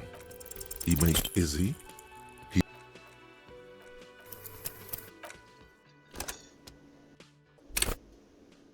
I mean, officers. Sure do, in my home. Yes. Is this about... So you... What have... As he lowers his tone. What could it be about? I won't do it. This... The weather vane... He clearly liked his squirming. He may even have changed his mind about the whole door-opening operation. Is he?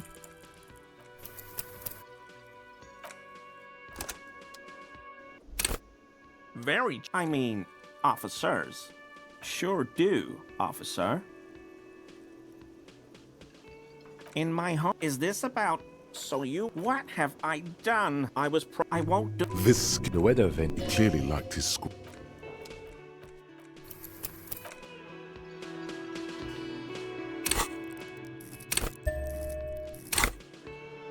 Always a pleasure. I mean, officers. That shirt looks very uncomfortable on him. Look at the buttons, barely keeping that thing together, as if something is ready to rip out from underneath. It sounds like he's wearing some kind of armor under his clothes. You can't tell it's there just from looking at him. Probably stolen from the corpse in the yard near where he lives. I knew you'd figure it out, officer. I'm sorry I didn't tell you at once. I was ashamed of what I did. And I didn't want you to know. This shame is surprisingly sincere. Gary, what's going on? I took the hangman's cuirass. I didn't mean to. God damn it, Gary. I know. Shame on you. Give the cuirass to the officer at once. Gary didn't mean to interfere with your investigation officers. He's just thick-headed and poor as dirt. But he's always helped us, given us a place to stay. And he's followed Morel into God knows what jungles. He's a loyal friend.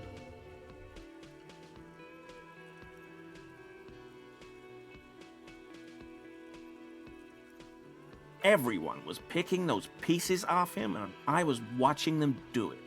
And they'd scattered his clothes all over the yard. Everything was smelling. So I went there to take out the trash and started cleaning up. All those rags on the ground, him swinging up there, and I had a lapse of honor, sir. I thought, he's a foreigner. They all say he wasn't from here. Only the cuirass was left, so I stripped it off him. It was early in the morning. No one saw me.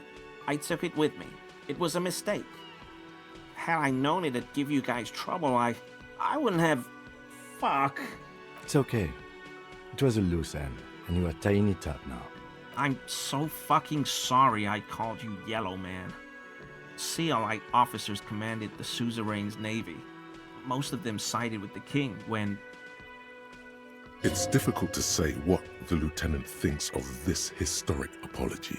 His face does not belie emotions. Because I was weak. I should have told you the moment I saw you, but... He's a scaredy cat. He sighs again, hangs his head, and unbuttons his shirt fully.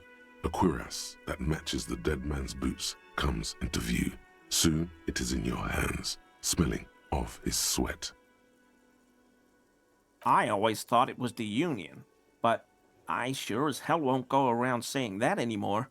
You have my word. I don't know, and I won't be running my mouth on this subject anymore.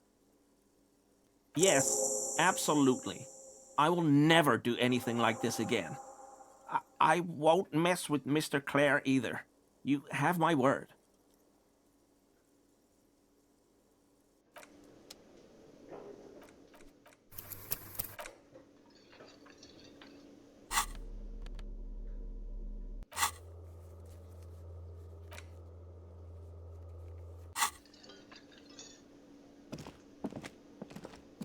Hello.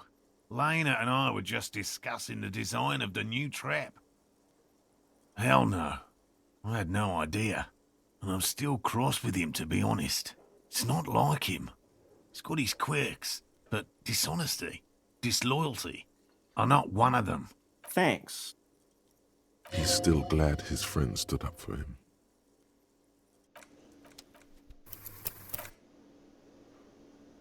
Hello. Lena and I were just discussing the design of the new trap. Consider the way the empty trap was. You should ask the A little. Oh, my dear. Delinquents. Oh, you've been such a dear. Well, I see you've got all the help you need. I'll see you tonight at my place. Let's play suzerainty, but no more field trips for me. After this is your last... Really, Gary? Lena, Morel. No. The first man to break formation is always a blow to leave. Oh, hello, sweetie.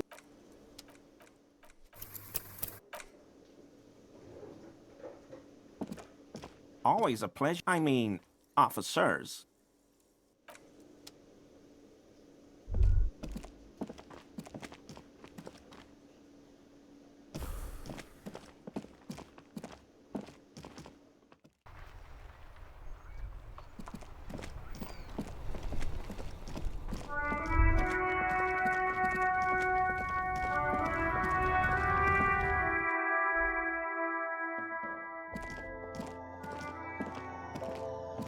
The tear machine stands in the corner. Your bottles clunk into the machine, and the money appears with a Do you know what you should do with that? The tear machine stands in the...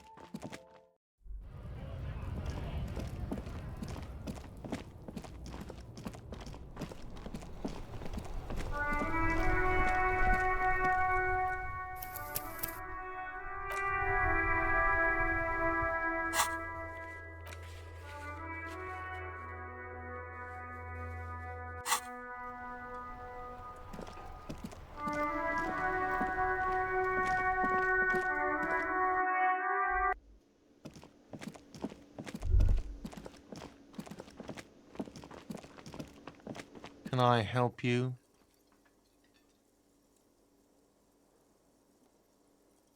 What is this thing? What, the interior decorating kind? You know, I'm sorry. This is actually a nice bird. A competent piece of taxidermy. I can fix it to the plaque and have a new bird in the establishment, I guess? So, I don't know. Thank you. I'm gonna go with thank you. People just don't know how to accept gifts, especially taxidermy. He likes it. He likes the bird. It solves his broken bird problem. I feel good about our work here today. It's all about the little things, like bringing people random stuffed animals.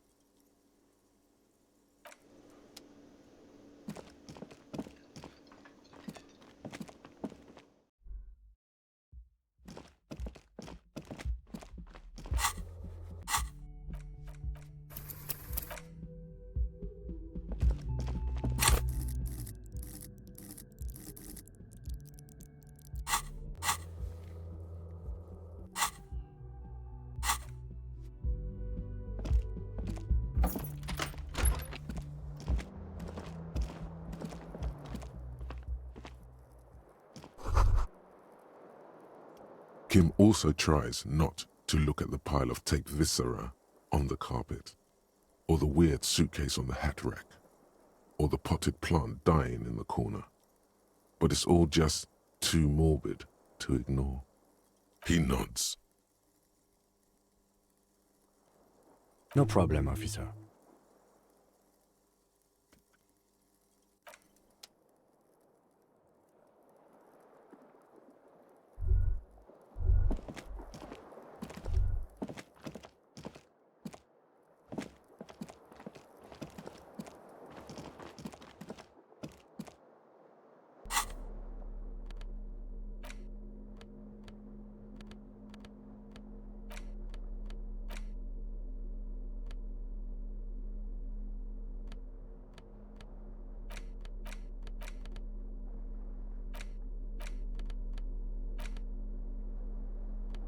As you hold it in your hands, it makes an uncomfortable crunching sound.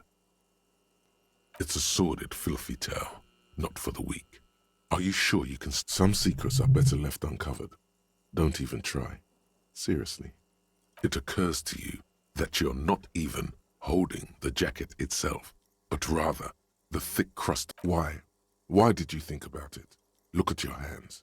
They're covered in muck. Now you're just flicking that shit everywhere. This is a disaster.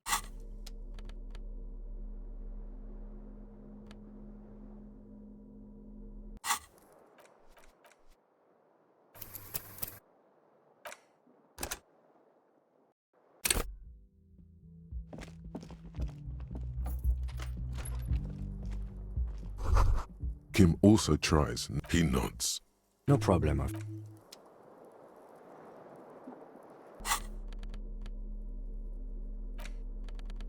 The library card is folded into two and still slightly wet to the touch.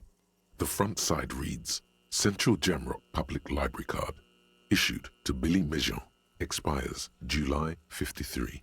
Whoever owns this card is an avid reader.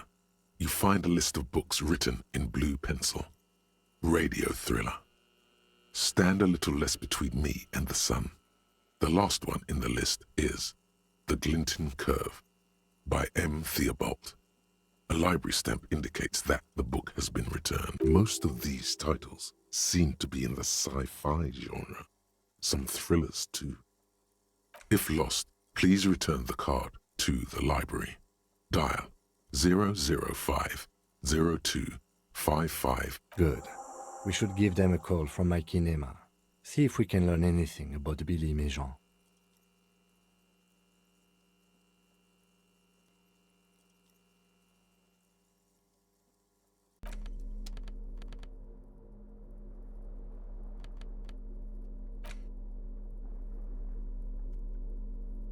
There's no way to listen to the tape without a working tape player or portal reel at hand. But even just holding the tape makes you feel a little sad.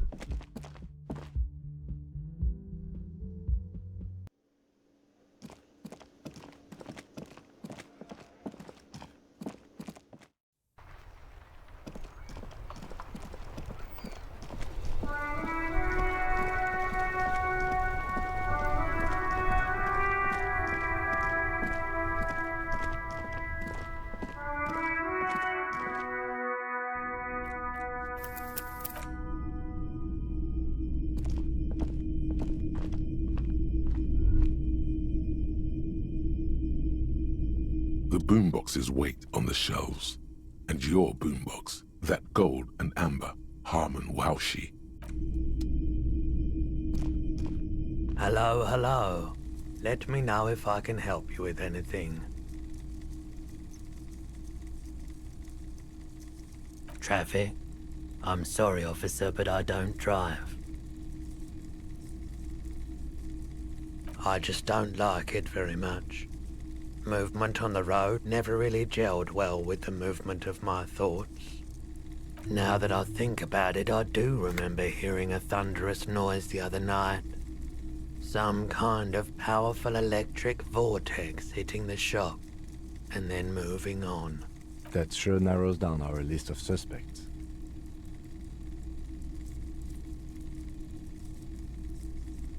Yeah, it was pretty wild. I didn't really know what to make of it, but I know it meant something.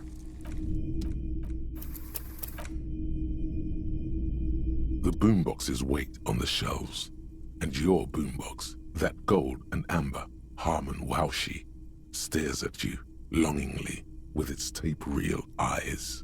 And here you are. Qualities.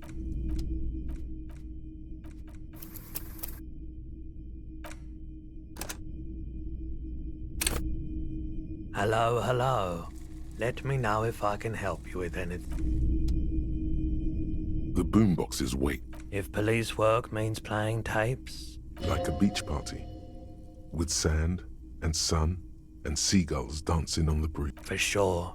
It's if police... Like a beach party. Theoretically, yes. But we don't have time right now. It's generally murder investigation first, then beach party.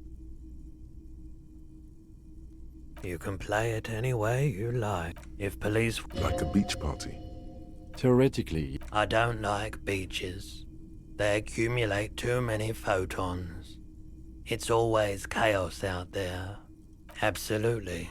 I've tested each one myself with recordings of speech, found sounds and music from a variety of genres, even though I don't really like music.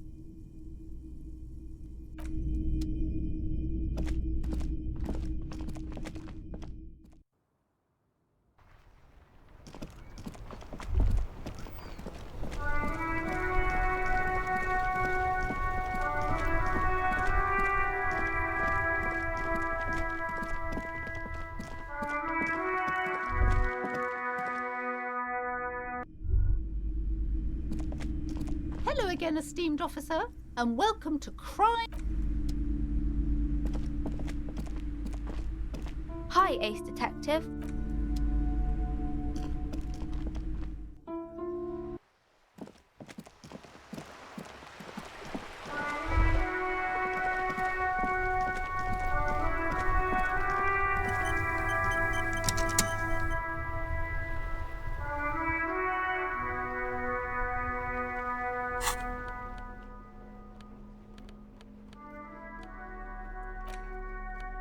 As you hold it in your... It's a sordid, some secret. It occurred. Why? Why did you... What? No. Then it'll just be on your pants.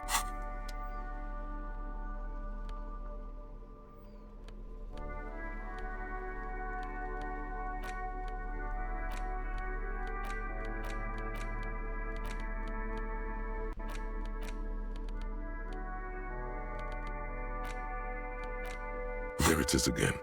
The sin.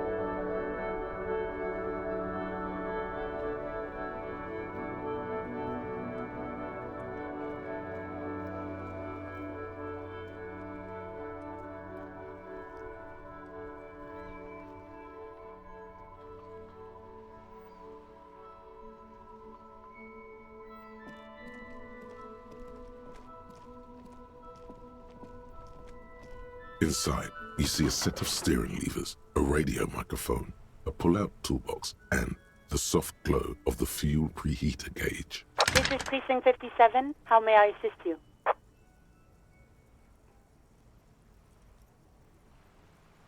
Hold on, officer.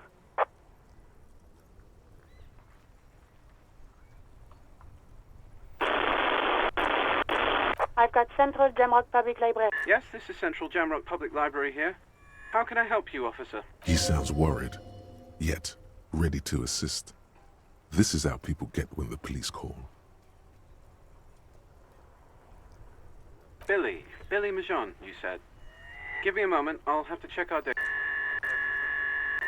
On Moreau Drive in central Jamrock, in a darkened hall lit by orange desk lamps far away from the noise outside, a middle-aged man taps commands into an old radio computer. A printout falls on the desk. Behind him, a lonely reader scours some dusty bookshelves, looking. Yes, hello, are you still there? I found Billy Majon's home address, is that alright? No phone number, unfortunately. Here we go, sir. Rue de Saint-Ghislain, 33B, apartment number 20. It's in Martinez, I believe. Cape Side Apartments, it says. That's all. It says here that they returned their last book just a few days ago, but I wasn't at work that day. Marie? Marie? Do you remember a reader named Billy Majon? They returned a Thibault book the other day. Yes, it was my colleague Marie. She said that it was Billy's husband who returned the book. He also asked for this new sci-fi release, Lowe's Radio City 87, but we don't have it yet.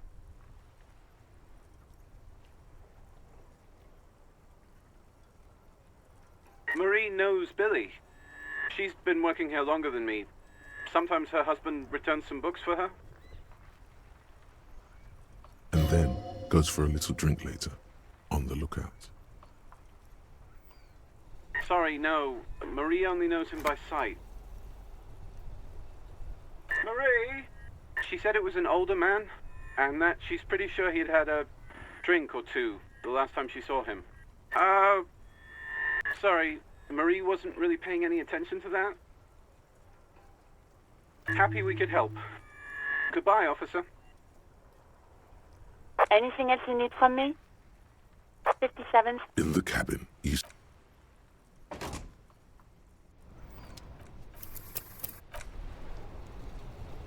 Inside, you see a set of steering levers, a radio microphone. This is Precinct 57. How may I assist you? One moment. Can you please describe the body?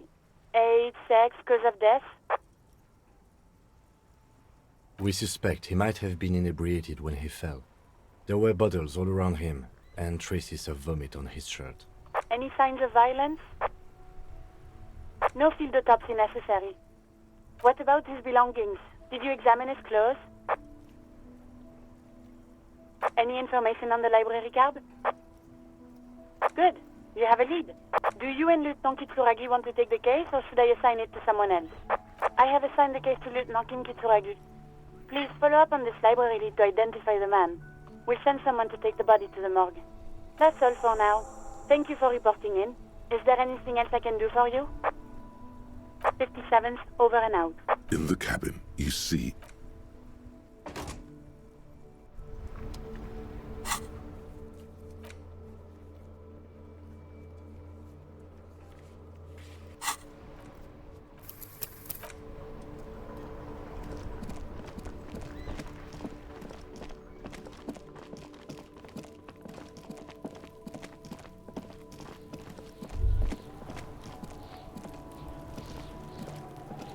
Kuno's like Kuno's dad?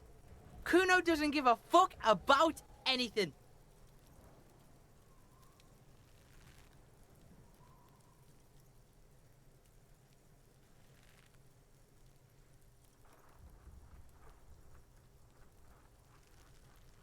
You found Kuno's secret door to Kuno's secret shack. It was closed for 5,000 years. How the fuck did you get in?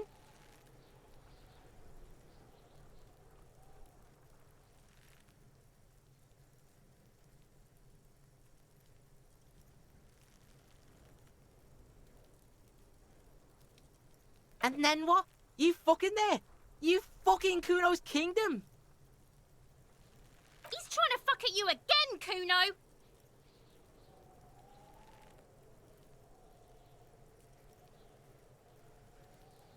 That's where Kuno gets his daily hit of electric. Kuno Shazam! Kuno rides the fucking lightning in there, pig. Bet you'd like to ride the lightning too, wouldn't you? You feel tired and old, but you could have that sparkle in your eyes. It's a vitamin, pig. Don't you know anything? You could use some.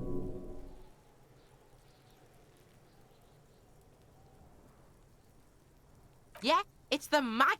You fucking need that shit to stay on top of your game. Kuno goes through like a tube. Oh, don't teach him, Kuno! He's gonna use it against you, Kuno! You're not getting this, pig. It completely takes away the hangover. It's like you didn't do anything. Like you stayed home playing with your choo-choo. Fuck you, pig! Don't do mag!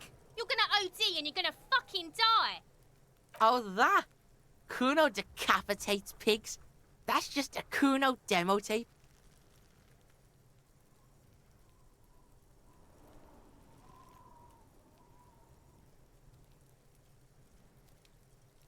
What? What is this shit? Fucking on yourself. This is weird level shit. Kuno doesn't go there. Fuck your shit back to normal. What is this? Well played. No one saw that coming. Good call, Pigmeister. Don't come and talk to Kuno about his kingdom. The fuck do you want with good call, Pigmeister? Kuno doesn't...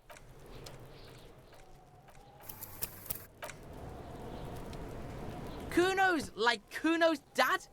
Kuno doesn't give a fuck about any... Kuno doesn't fuck...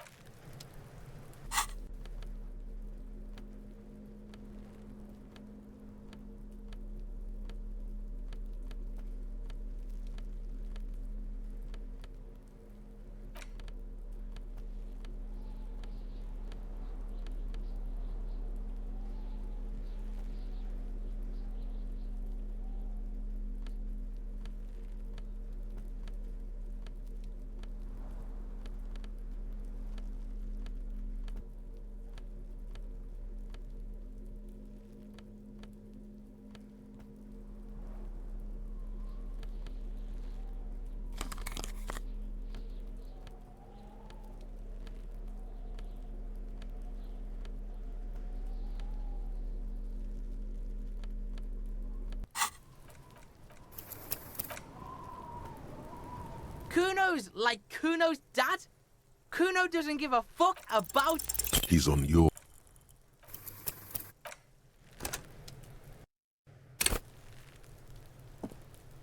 Yes?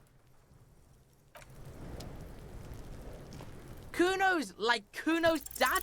He's on...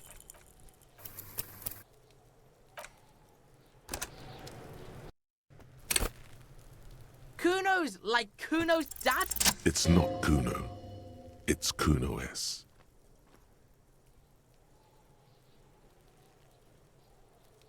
Kuno S is by far the worst of the two.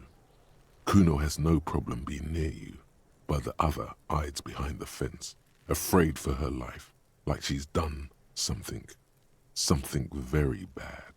Also, Kuno hasn't stopped talking to you, even enjoys it from time to time. When you talk to the other one, it's like talking to a cornered animal. She only hisses. All in all, Kuno respects madness. You cannot hope to outdo her on that front. You must win yourself a few minutes with him alone. Fuck you whispering about? He's whispering too. He's going with it. But watch what happens. Fuck you whispering about! If Kuno wants to whisper, he's gonna fucking whisper, okay? Let's whisper, pig. This is it. You've got him. But be careful. You can still fuck this up. Don't make Kuno look bad in this.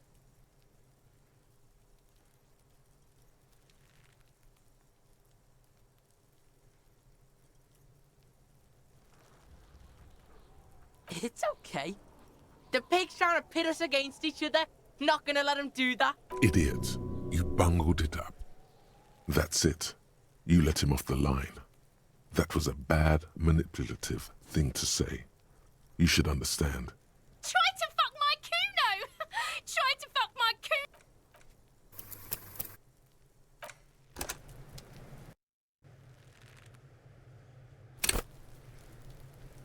Kuno's like Kuno's dad? It's not Kuno. Kuno is it by far. Also, all in all, Fuck you whispering about? he's whispering too. He's going with it. But watch what... If Kuno wants to whisper, he's gonna fucking whisper, okay? Let's whisper, pig. This is it. You've got him.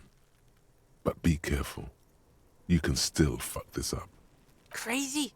You don't know the half of it. She's not crazy. She's insane. Dangerous. She's smoked a man.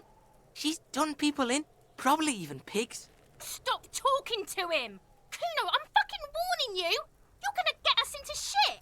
She understands what you're trying to do. Yo, see? Did Kuno not tell you?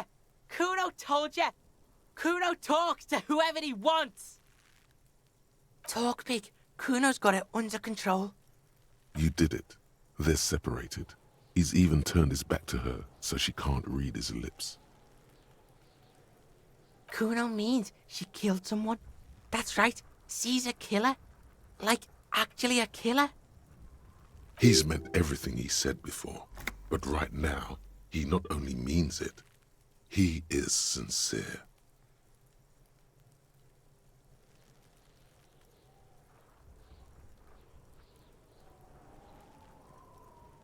Are you getting this? You think I'm fucking telling you a joke here? How hard do you think it is to kill a fat ass? Sweet talk him, then knife him. She's probably killed a pig too. I mean, I'm pretty sure she has.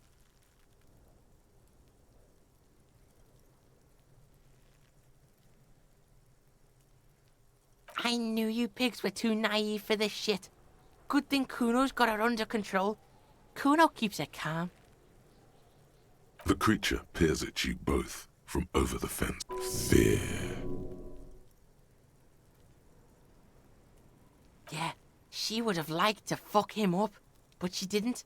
Kuno wasn't around, and C was with Kuno.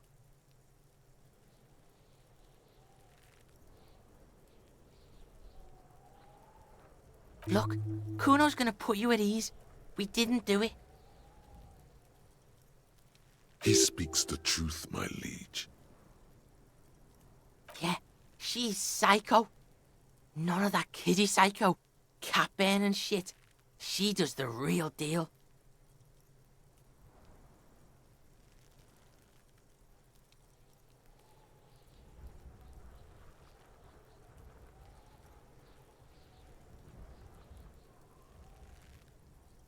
Snuff radio shit. Believe me, pig, you don't want to know. Fuck knows. She says it's the song of her people or some shit. Crazy people. The fucking Nakis. I don't know. Sounds boreal, like something from the tundra and tiger-covered Cutler, Isola. Far, far away from here. As far as possible, really.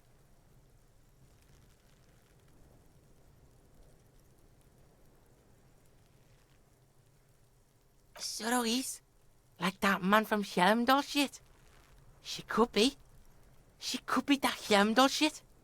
Revelshot does have a small Suroese community, or she climbed into a yakberry crate and was shipped over accidentally.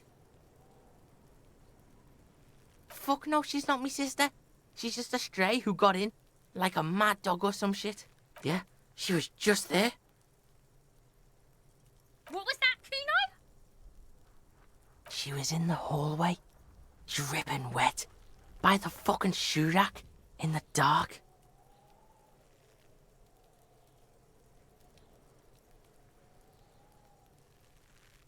Yeah, that's the place. She was just balled up near the closet, psycho style. Kuno's got no fucking idea. Her hair was all wet. I think she pissed on the floor too. She was there for 3 days, in the corner, every time Kuno went out. I dunno. Someone left the door open. Kuno comes home and she's sleeping under the desk, under the pile of clothes, like a dog. Kuno's dad doesn't give a shit. Doesn't even see her there. Or thinks it's fucking Kuno. Shit's all on Kuno.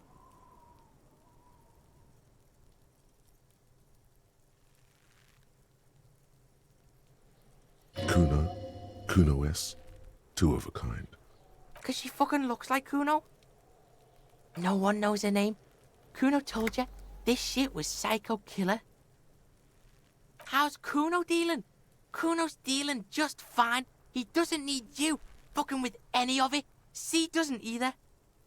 Kuno's got this shit under control.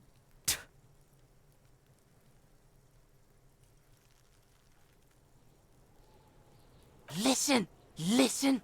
C is Kuno's go-to. Kuno's protecting her. You fuck with C, you fuck with Kuno. You threaten her, you threaten to take her away. This is what it all comes down to. He needs you to take him seriously now. I'm going to kill you. I'll run when you put the cuffs on her, sneak up on you later, and fuck you up. You understand? He may not be able to do it, but he will try. Right now, he believes he will. All right, now we can do business. Yeah, what do you want? Kuno can hook you up with... Oh, don't hook him up with shit, Kuno. See, relax. He respects the Kuno. Kuno made him respect the Kuno. You respect the Kuno, you get all kinds of shit. Remember when you tried to get Kuno to hook you up? We can get on that now. If you run a little errand for the Kuno, me and you, Kuno's gonna hook you up with illegal narcotics. See, it's tension and release with Kuno. Now we releasing. The pan buying shit, that's on now too. 90% discount for Kuno's pig. Kuno can flex. Kuno flexes for hobos. Kuno sees you're in need.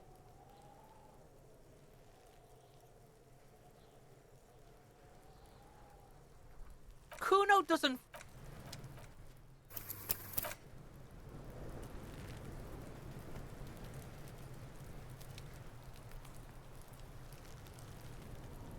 Kuno's like Kuno's dad.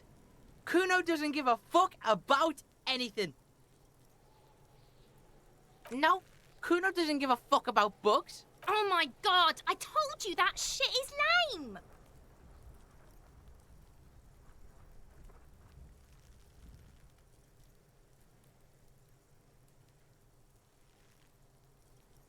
Shut up, C. Now they're gonna take you to Lane prison. She sounds like she's about to cry, out of disappointment at Kuno's newfound lameness.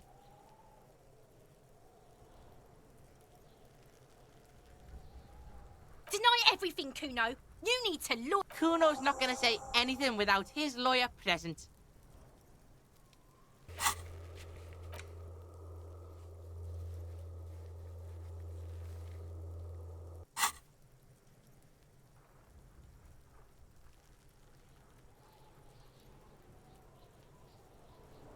Kuno gets it from his dad.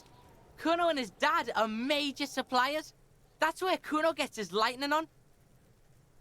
Problem is, Kuno and his dad had a little falling out. Now junkies clawing at Kuno's door. Streets going mad. Kuno's got to throw his dirty popo man at it.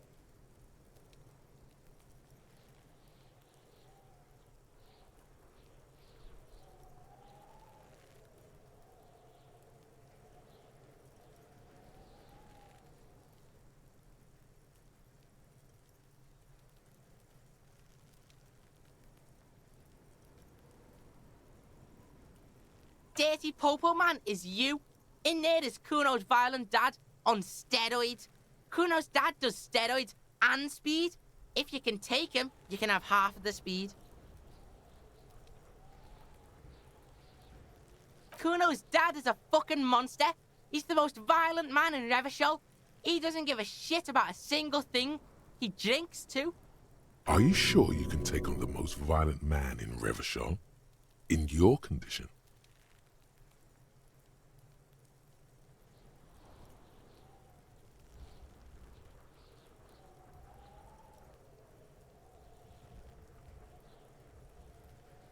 Like half. A baggie, but like in this vial. That's half a gram, sir. Yeah, half a G. Want it or not? Fuck you talking about half a G? This shit is giant, grade A shit. So clean you can barely see it. You can barely see it because there's barely any. Okay, Kuno's listening.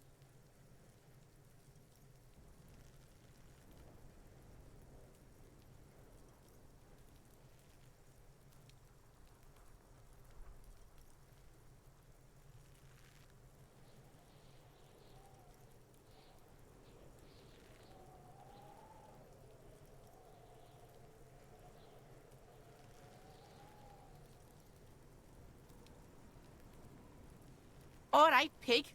You can plug him, but you can't stop him. Just get in the apartment building. Kuno knows you already fucked your way in. Kuno knows everything. Go to room 12, first floor, and kick down the door. Police violence style. Kuno style. And then it's action time. You're locked in the room with violent fuckheads. That's it. Next time Kuno sees you, you better have his shit. What the hell are you signing us up for here?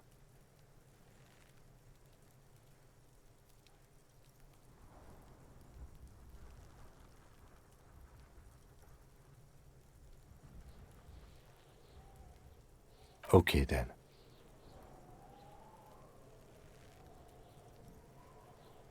Kuno doesn't...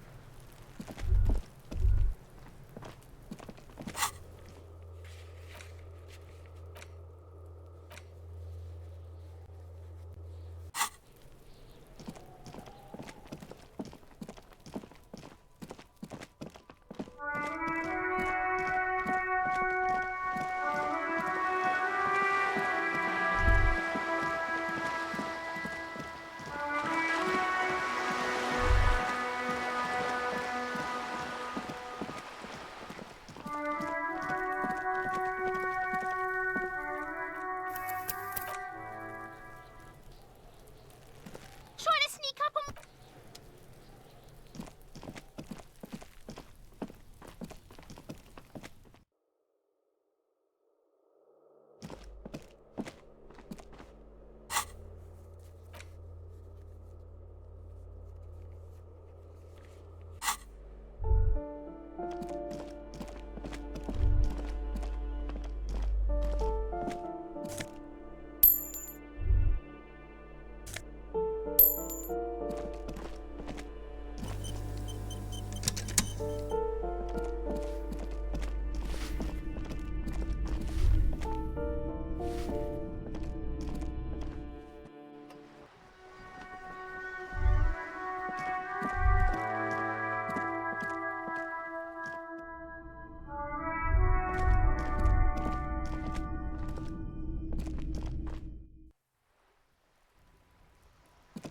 Hello again, officers. Have you come to admire my mural? Ooh, not only have you found my address, you've discovered my biggest secret. I'm a coal miner. Yes, I keep hoping a shaft will collapse on me, but somehow it never happens. Does anyone in a city like this? If there's pain about any particular home she's lost, she's buried it deep, fortified herself against it.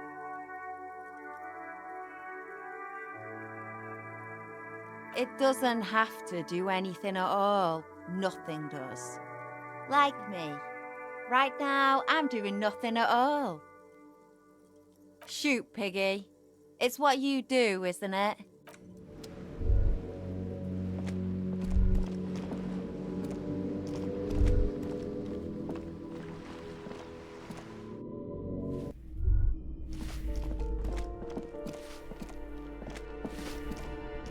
Give me a moment.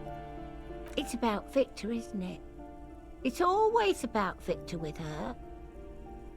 You'll find the Maisons in apartment 20 upstairs. It's one of those doors on the balcony.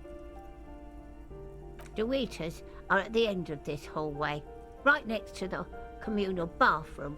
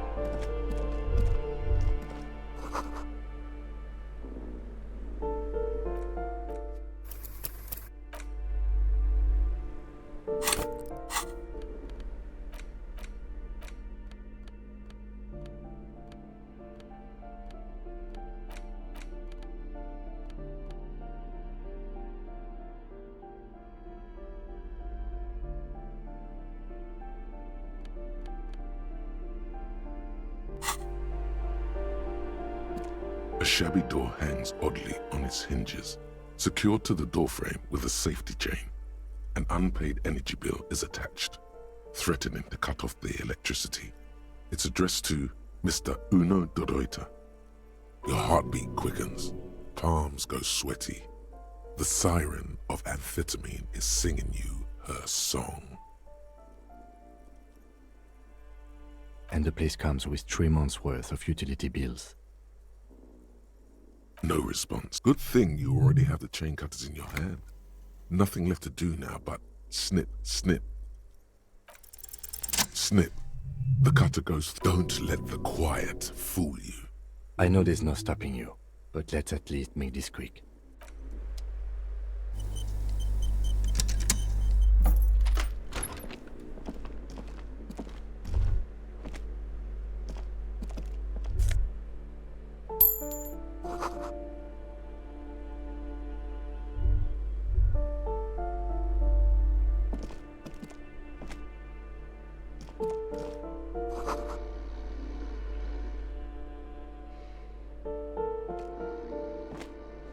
A phone book lies open on the table, covering a stack of utility bills.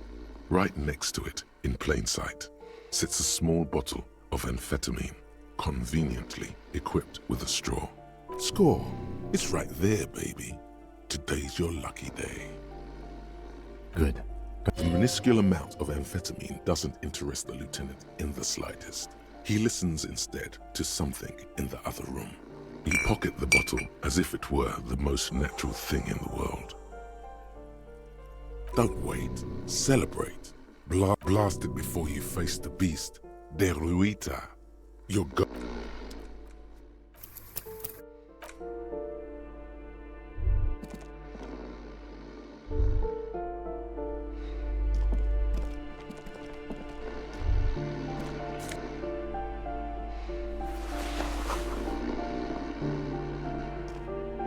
bundle of clothes heaped on the bed, a stained parka, some towels and a duvet, some socks even.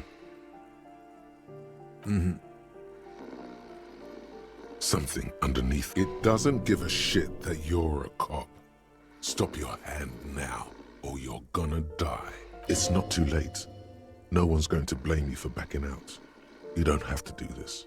Your hand touches a greasy duvet, covered in cigarette burns and ketchup stains. You hear a growl. There is something alive. You see a 60-year-old, fat, red-headed man passed out from large amounts of alcohol. And God knows what else. The smell of shit rises from his mouth. You don't have to take him down. He's already down.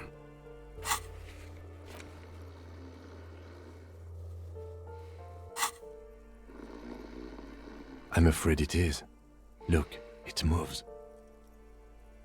A groan rises from the man's throat, dry like a death rattle. He's trying to say something in his sleep. Well, judging by the color of his hair, I would say yes, it is. The lieutenant's right. The man's unwashed hair bears a familiar ginger tone. Even the hair on his chest is coppery. The light from the window falls into his half-open eyes. There's still plenty to be scared of here, just not what you thought.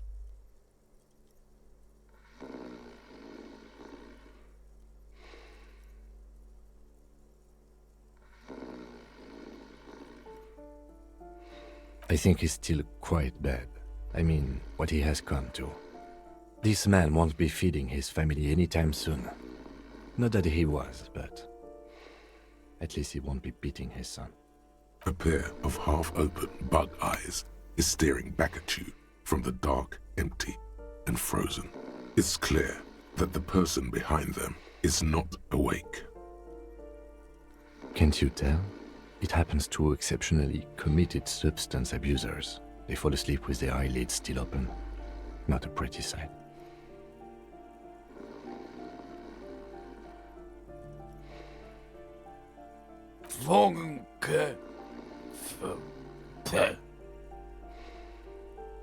Look, he's trying to communicate.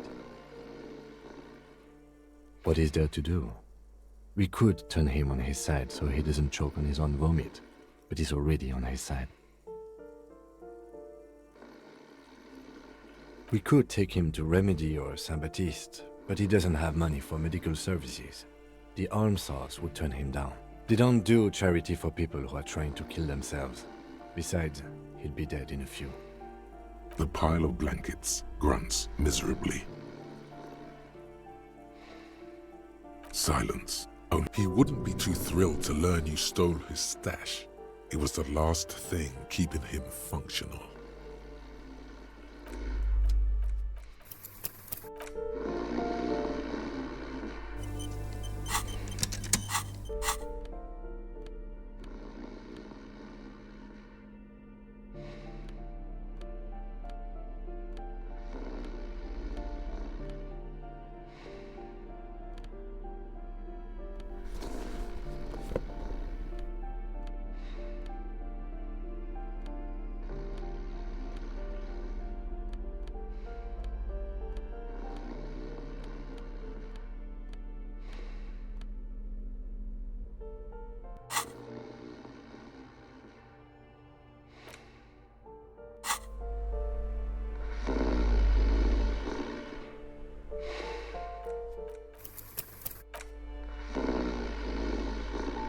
The aging alcoholic is still there, breathing. The man groans once again, but his tongue keeps failing him. It's impossible to make out the syllables.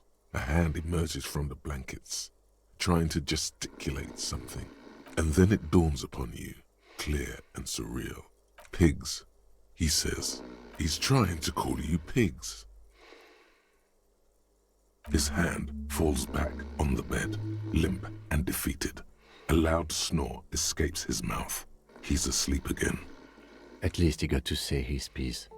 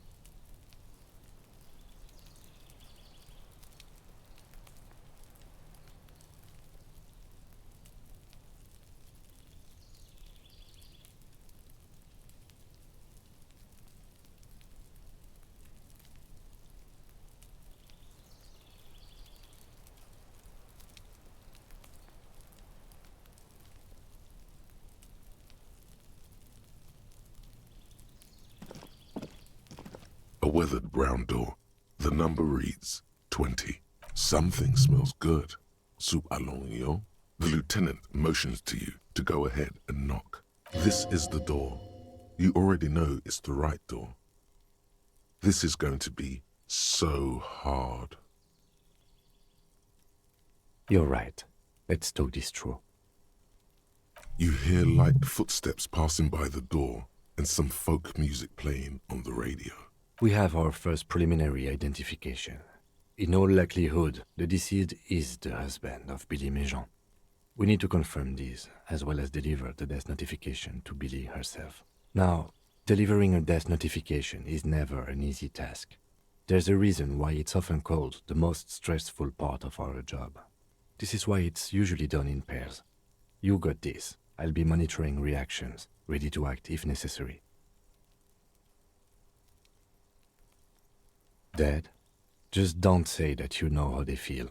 You don't. Good advice.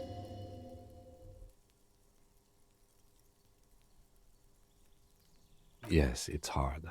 But there is no easy way to handle this information. It just has to happen, as soon as possible. The lieutenant motions towards the door. Hello?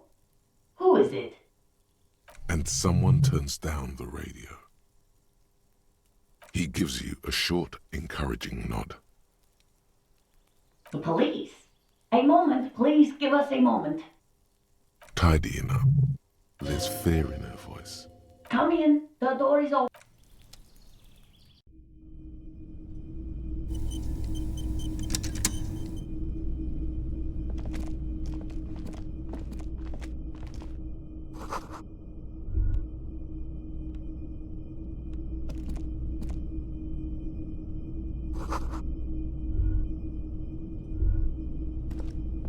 It's you from the bookstand. I don't think I introduced myself properly. I'm Billy. Would you like something to drink? Tea? The lieutenant has taken off his foggy glasses and is busy cleaning them in his handkerchief for now. You're on your own here. He must feel vulnerable without his glasses. Is this why he's letting you take the lead?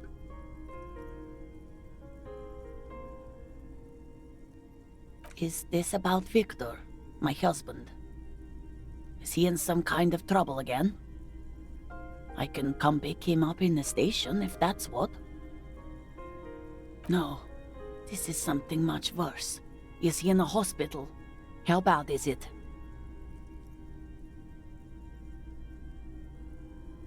How have I been? You're not here to discuss me. What is it? Can't write a scene without knowing the actors. Ask more. Get comfortable around her.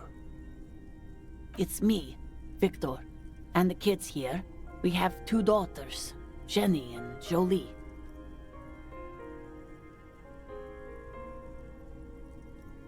Jolie is 16 and Jenny is turning 18 next month. The girls are staying at their friend's place tonight. And Victor is out. He has a problem with drinking, and so he disappears every now and then. He's probably in the parks drinking with his friends. I sent him to the library a few days ago, but I guess something came up.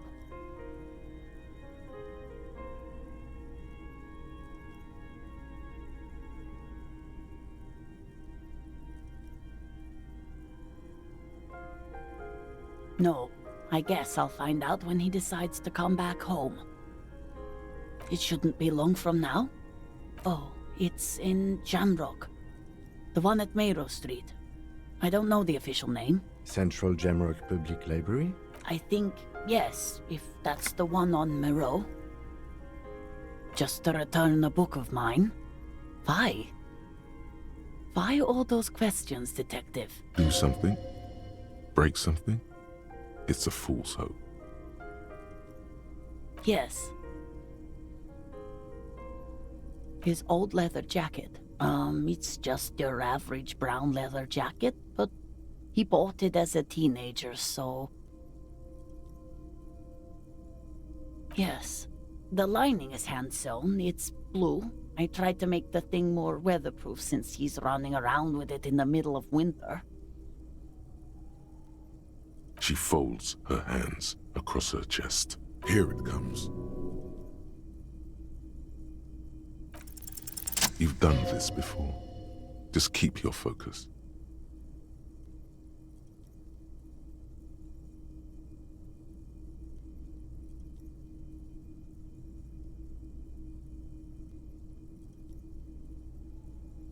What did you say? A great and terrible spike. The blood freezes in her veins. Oh.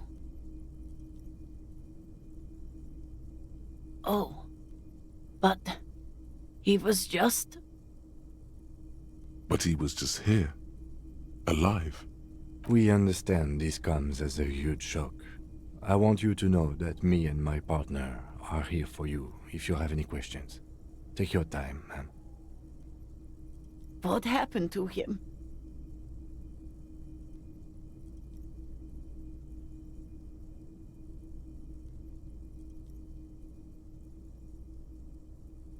Was he drunk?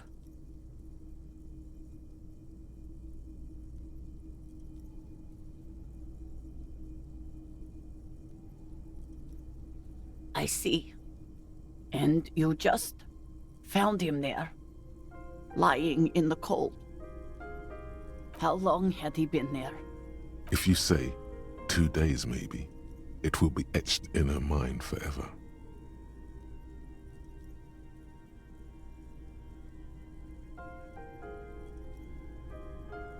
She blinks, eyes welling up with tears, as her hand starts searching for something from the pockets of her dress. Here.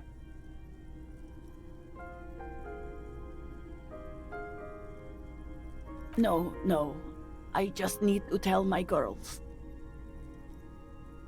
It burns like acid. God. Should I call them? Should I tell them to come home? No. A day.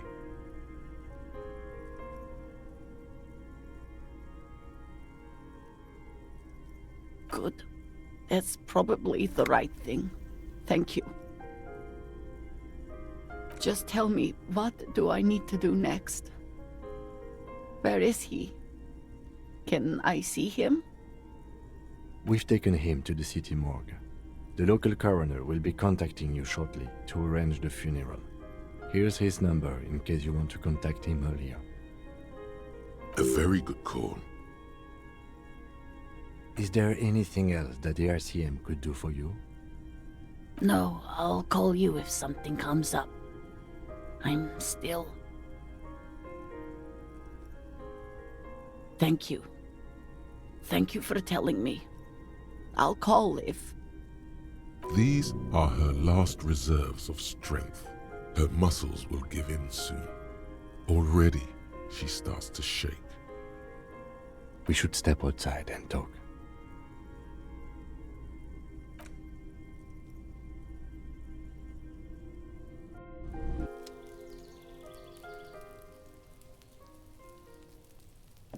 You did well.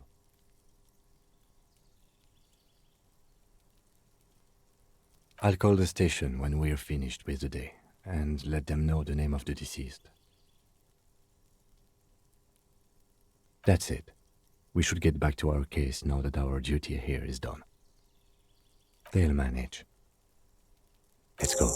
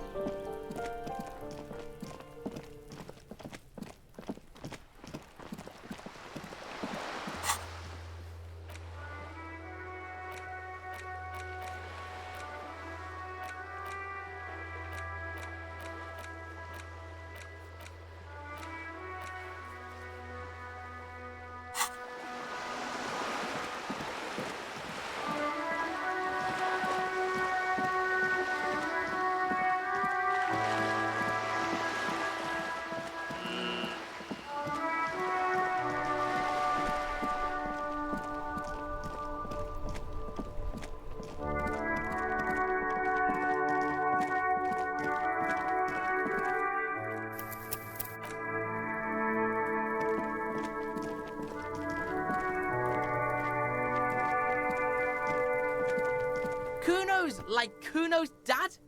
Kuno doesn't give a fuck about anything. Here, pig, we've fallen now. Performance buddies. Kuno can already see you soaring through the air like a fucking eagle. Pig's in Kuno's debt now. Money debt. Kuno doesn't... Kuno's like Kuno's dad. Alright, so you got Kuno's kilo. Here is how we do it. First, you give Kuno Kuno's kilo, then Kuno gives you half back. That's how we split it. It's the best way. Street way. Word on the street is, you sent your little friend in dressed as a hooker, distraction style. That's some sick shit. Not a single muscle moves on the lieutenant's face. Kuno wants to hear all about it, but first we split the kilo, then we shoot the shit. Kuno knows what Kuno means.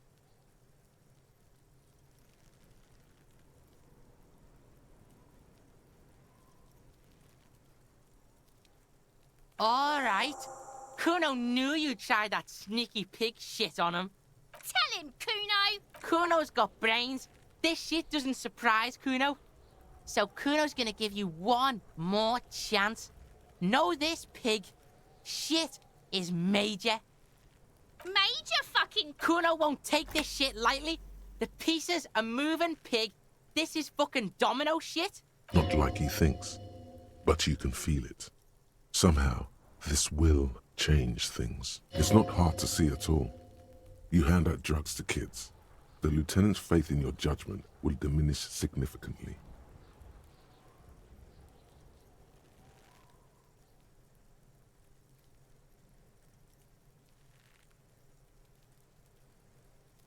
None that you can see.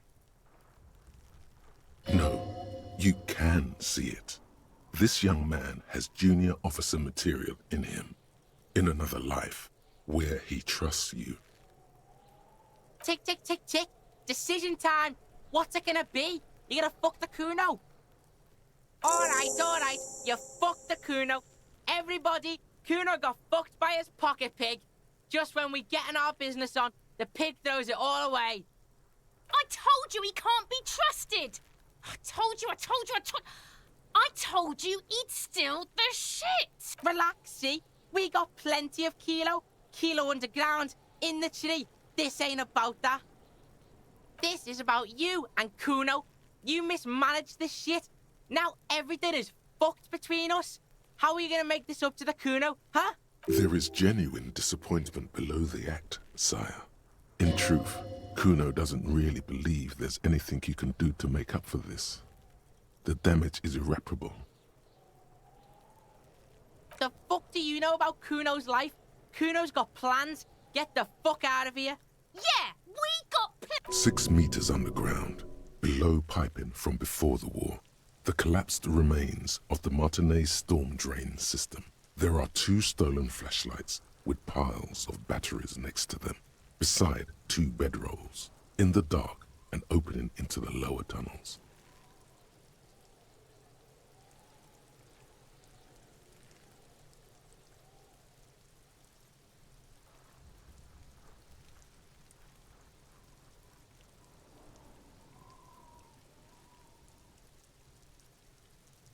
Yeah? How the fuck are you still alive, pig?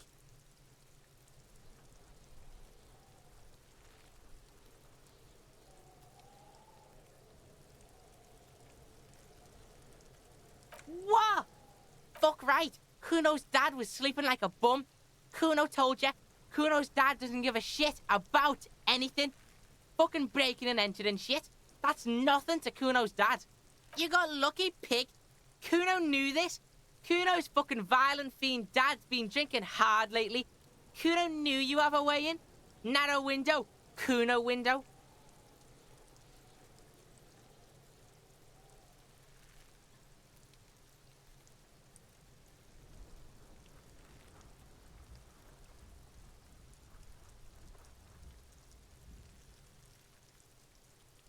Kuno's not fucking trying to be tough. This shit is real. Kuno's fucking violent dad's gonna be a vegetable. Kuno knows that shit. Stroke shit, stomach fucked up, and Kuno's gonna go out like that too. Gonna be just like Kuno's violent dad. Speed shit, crime shit, fucking on the bed. Go out West Revachol style. Stop saying all this sad shit, Kuno. There's a touch of grief in there. Fuck are you talking sad? Kuno's got hard shit, death shit, nothing shit. Get your fucking nun-ass out of here before Kuno fucks it dead. You think 'cause you took Kuno's speed, Kuno's gonna sub like a turn into... Kuno ain't turning into shit. Kuno is that shit. Kuno won! Oh, you won, Kuno! Fuck right there were. Fucking 3 years or some shit.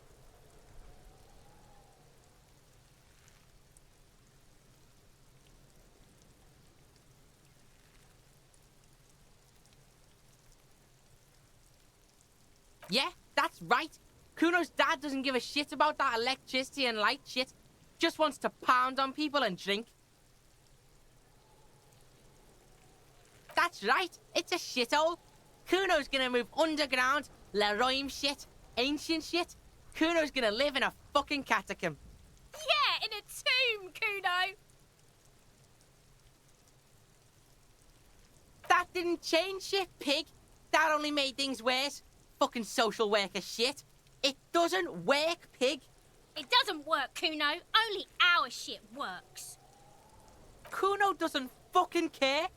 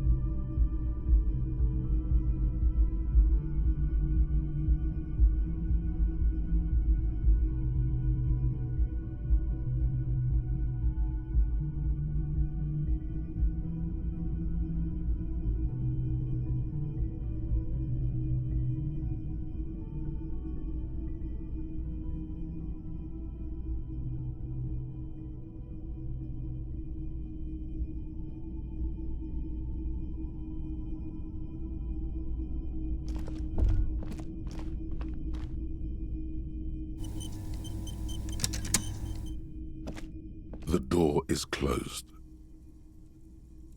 Who is it? Tired. Controlled. This is the police. Can we come in?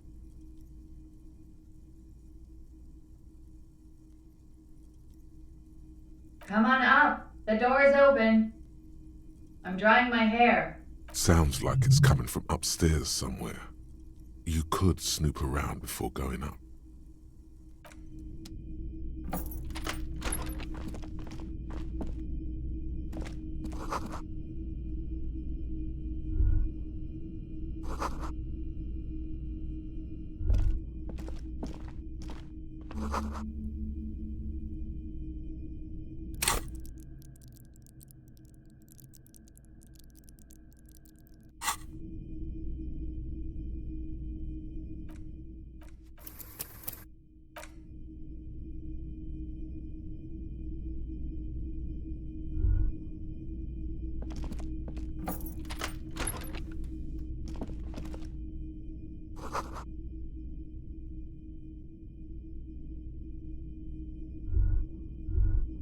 This medicine cabinet is full of wares. Sheets of pills, haphazardly stacked, one on top of the other. There's also a toothbrush somewhere in there. It's been used quite a lot. This toothbrush belongs to someone who doesn't give a damn about her teeth. Pharmaceuticals line the shelves, sheet upon sheet of pill bottle next to pill bottle. Acetylic acid, APAP, eye drops, blood thinners. Anything of note? Pill bottles rattle like bones as you search the cabinet. Paracetamol, histoperidol, something in a foreign language you can't read. Behind them, an unusually shaped nasal spray. Its label reads, Nacra. Nacra, this is used to treat opioid overdoses. Always handy to have around. Interesting. That's used for diamorphine overdoses.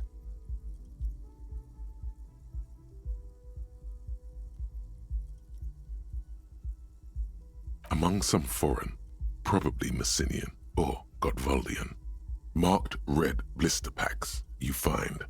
What do you find? This is going to take a little know-how.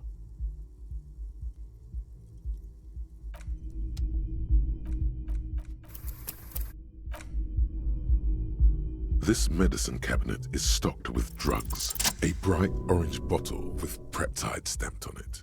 In sunny, happy letters. Jackpot, baby. That's the stuff you're looking for. Your palms begin to sweat just holding that little plastic container. It's speed, man. Just what you were looking for. They call it dextroamphetamine and talk about psychological disorders. But what we're seeing here is some scientifically advanced trucker speed.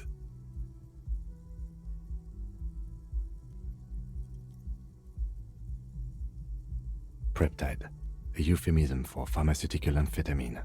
Prescription speed.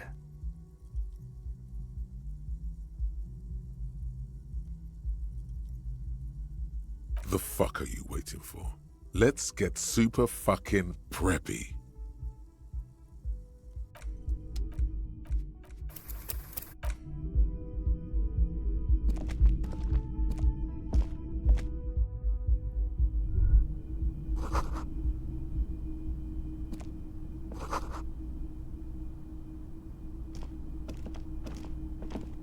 This window is pristine on the inside, unlike the one next to it. Light from the desk lamp reflects off the glass in an untarnished golden halo.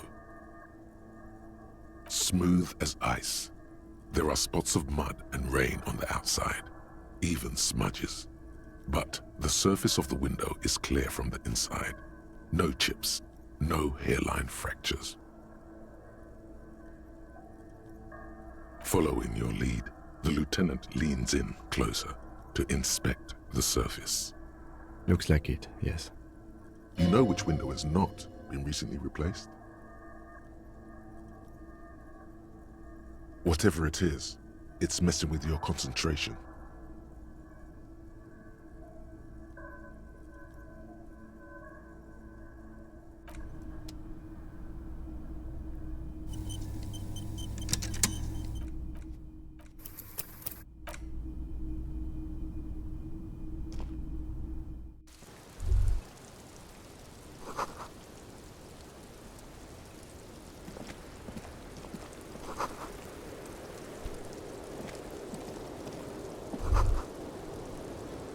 Just as you look at the flowers, a gust of wind raises them from the roof, picking them up in the air.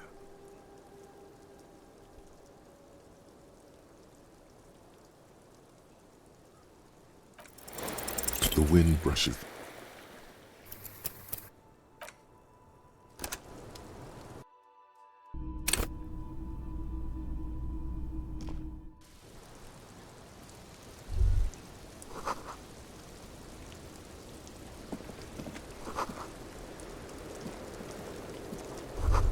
Just as you look at the flowers, as the wind brushes them off.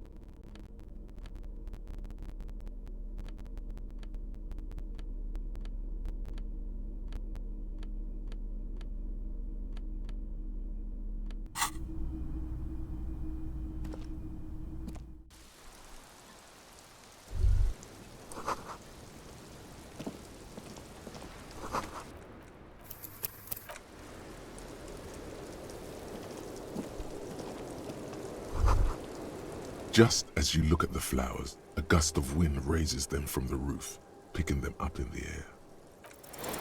The wind brushes.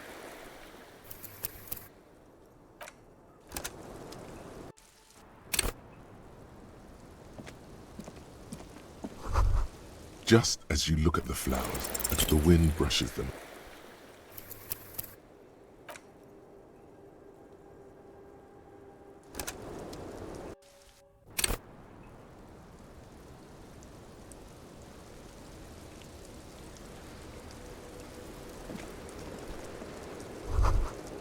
Just as you look at the flowers, as the wind brushes them.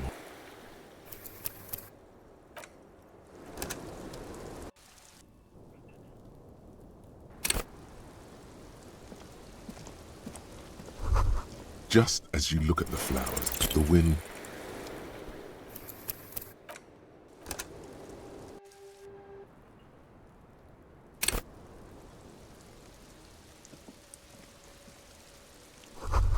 Just as you look at the flowers, the wind.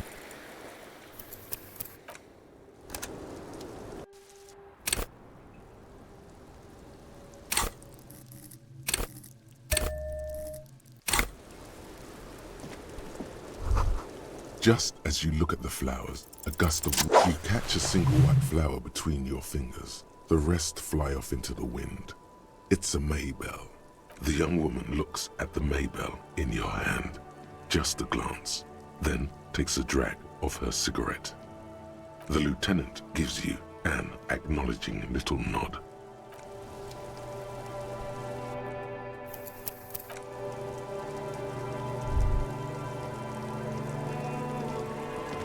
Welcome to the roof.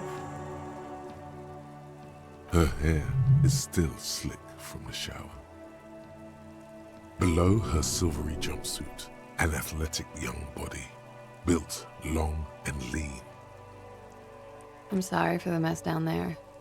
The cleaning lady hasn't come by in days. I'm beginning to wonder if she ever will. Nice? I don't know about that, officer. Where a ripe corpse still hangs from the tree, spotted with green and purple. The woman doesn't flinch, but there is something in her light brown eyes, a sadness.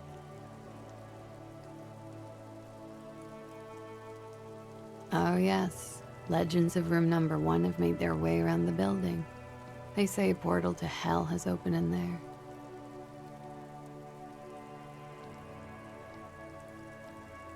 They also say that's why the cleaning lady quit, because of the infernum.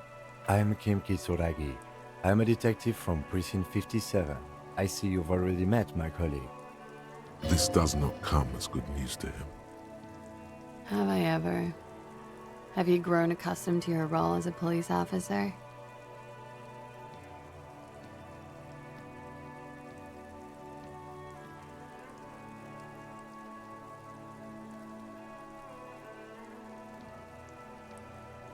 Like riding a coppercycle.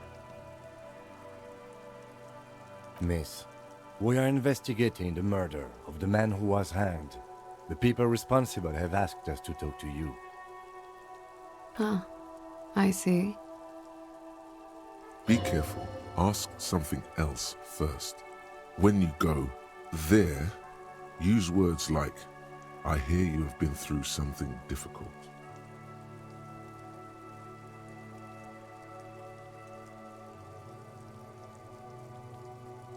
Yeah, it's pretty deluxe. No one likes to talk about their dirty laundry and their empty bottles. Maybe if you phrase it emotionally.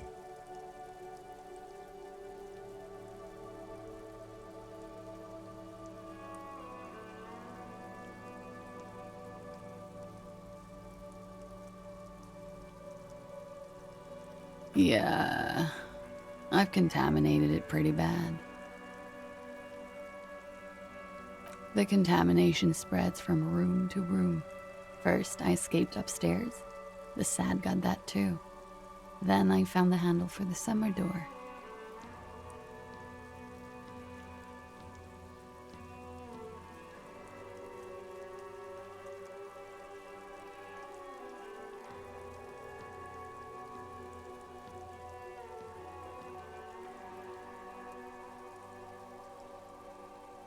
For me, it's a mix of me with a lack of cleaning services.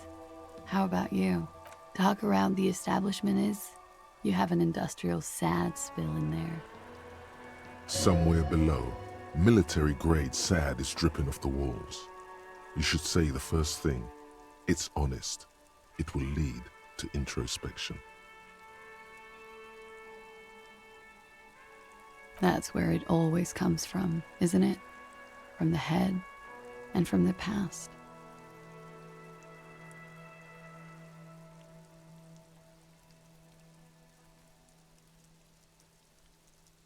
Yeah. That, yeah, is the kind that consoles and sweeps under the rug at the same time.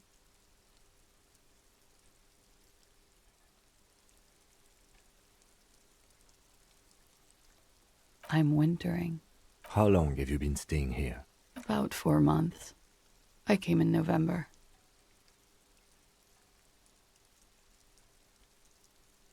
Here in the Whirling, here in Martinez, or here in Revachol? Because it's the funkiest building in Martinez, and because all the other buildings are bombed to hell. I'm wintering. How long? About 4 months. Here in the Whirling, here in Martinez, or here in Revachol? I heard this is where the washed-up disco has-beens go.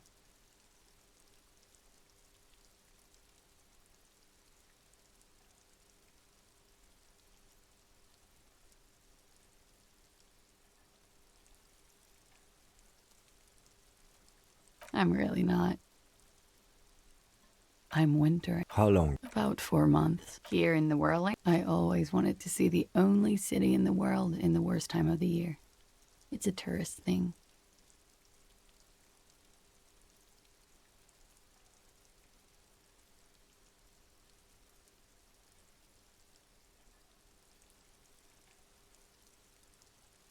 It is. The lieutenant makes a note in his notebook. He finds the answer unsatisfying. Okay. Watching herself reflected in the bedroom window, tall and sparkling and draped in smoke.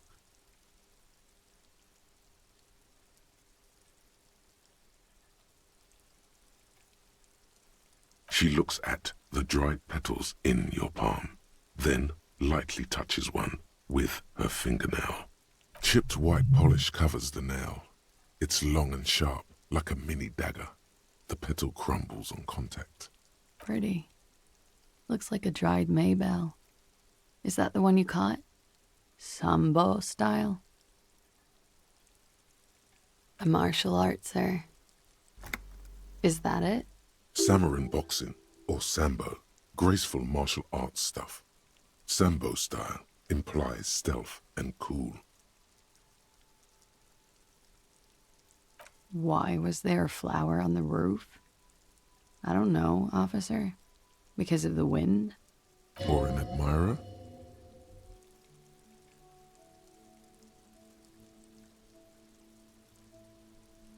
Admirers?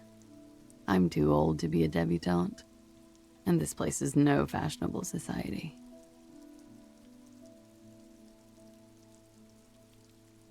Clasier Amondu. Vredefort, Republic of Oranje. A bad memory, officer. Of lilacs and lightning. Parks, glass. Duraluminium. Vredefort is a conference city. It's always autumn there. A night. At least it was for me. What's so bad about that? Nothing. If you're no longer there. The conference centers are filled with people who get angry at you if you do something wrong. Sooner or later, everyone does. I'm 28.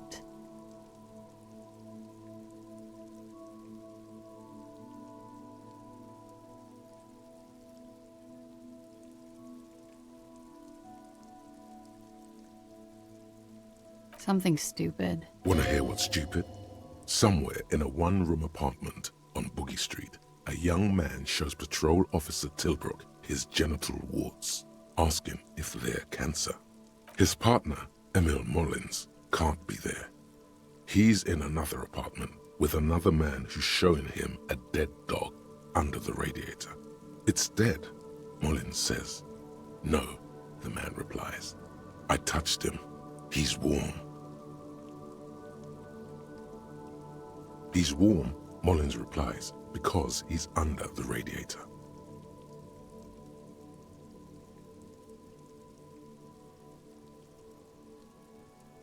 No, no. More stupid. Oranese lit. Oranese literature. It's what I studied at the university. Fear of failure, fear of death, how it sucks to be Oranese. All national literatures are...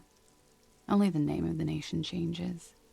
If that's true, then Revacholian lit would fit you like a glove. Nothing.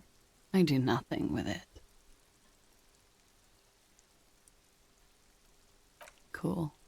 I've made more money by just being than I have with Oranese lit. Many things.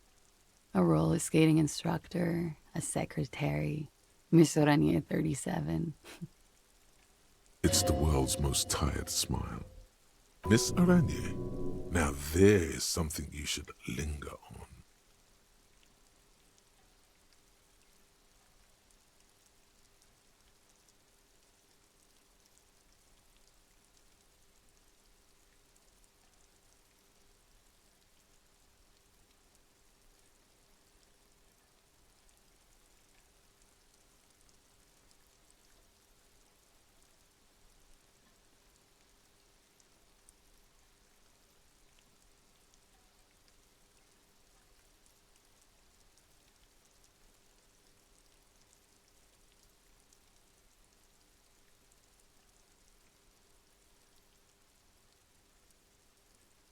It's a beauty pageant, held in the year of our century 37, in Aranye. It's a competition for stupid girls. Men look at them and choose the most beautiful. When you have the fewest deviations from the norm, I've been told it's a type of mediocrity that I possess.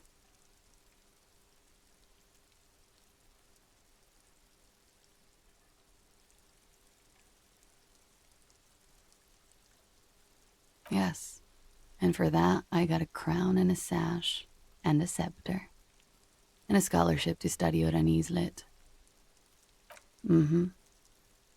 I would offer you coffee, but it's garbage.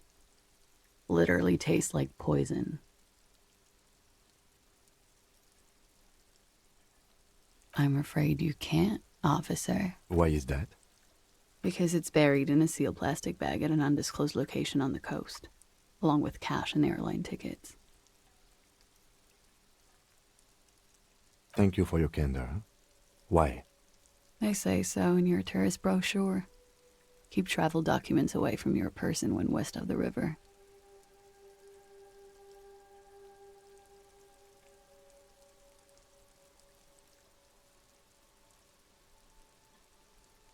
If I were to lie to you, I would come up with a more mainstream name than Clausia Mondu. It's a weird name. She seems to be telling the truth, sire. Okie dokie. If any of this made her nervous, it certainly doesn't show in her expression or her movements. The record. So official.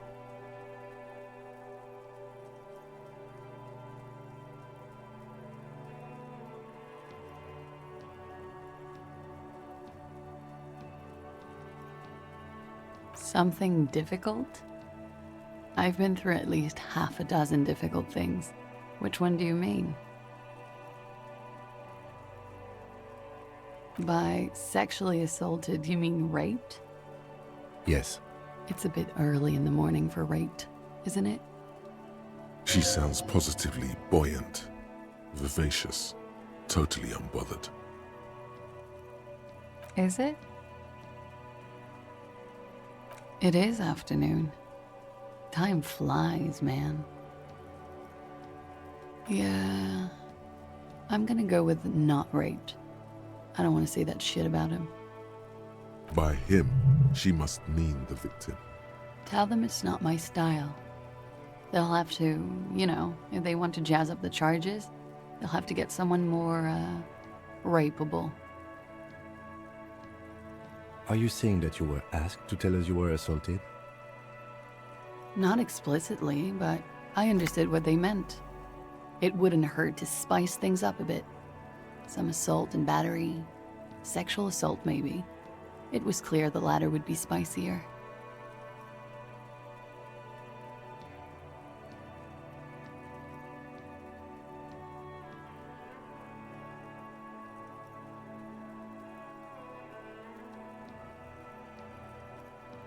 Pretty much.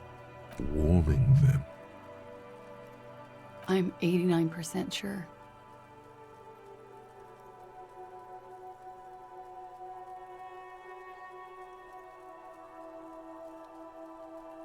You know how it is. Do you?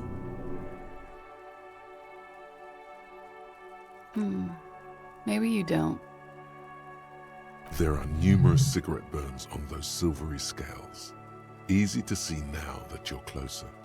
In conclusion, officer, I'm gonna go with a mild to medium not raped here.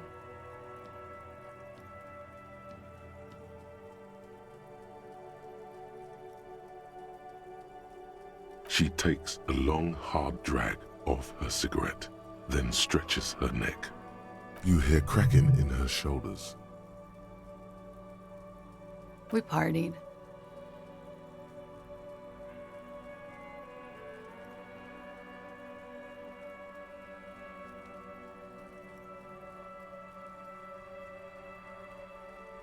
With all due respect, sir, I think we partied a little harder than that.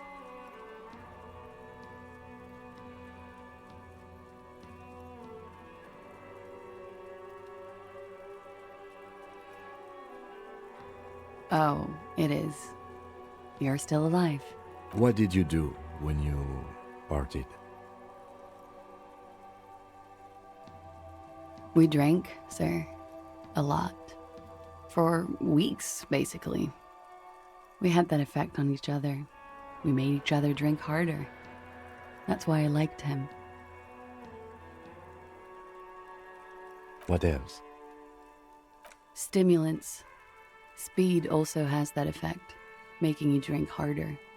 And then drinking harder makes you do more speed. It's quite the combination. We also had sex. I guess you can say that, yes, a bit. Lovers is such an emotional word. But there was something there. We did enough drugs for there to be. How did you two meet? Downstairs, at the bar. He was on some sort of assignment, a military man, as you probably know. Had a cool, scary scar. She appears aloof, but that scar part, the scary, is stressed and drawn out. What's that about? Apprehension?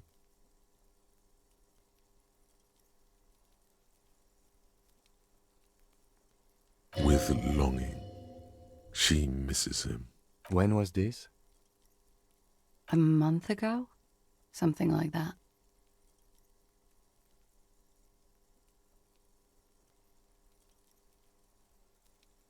Oh yes. I have multiple viewpoints. From the roof, out of the bathroom window, in my dreams. A bitter cringe. It hurts. You look to the lieutenant. He takes a small step closer. You called us, the RCM. Yes. I made it. And I would appreciate it if you didn't tell everyone. In Martinez, they call it snitching. Reporting crimes is confidential in Revachol, miss.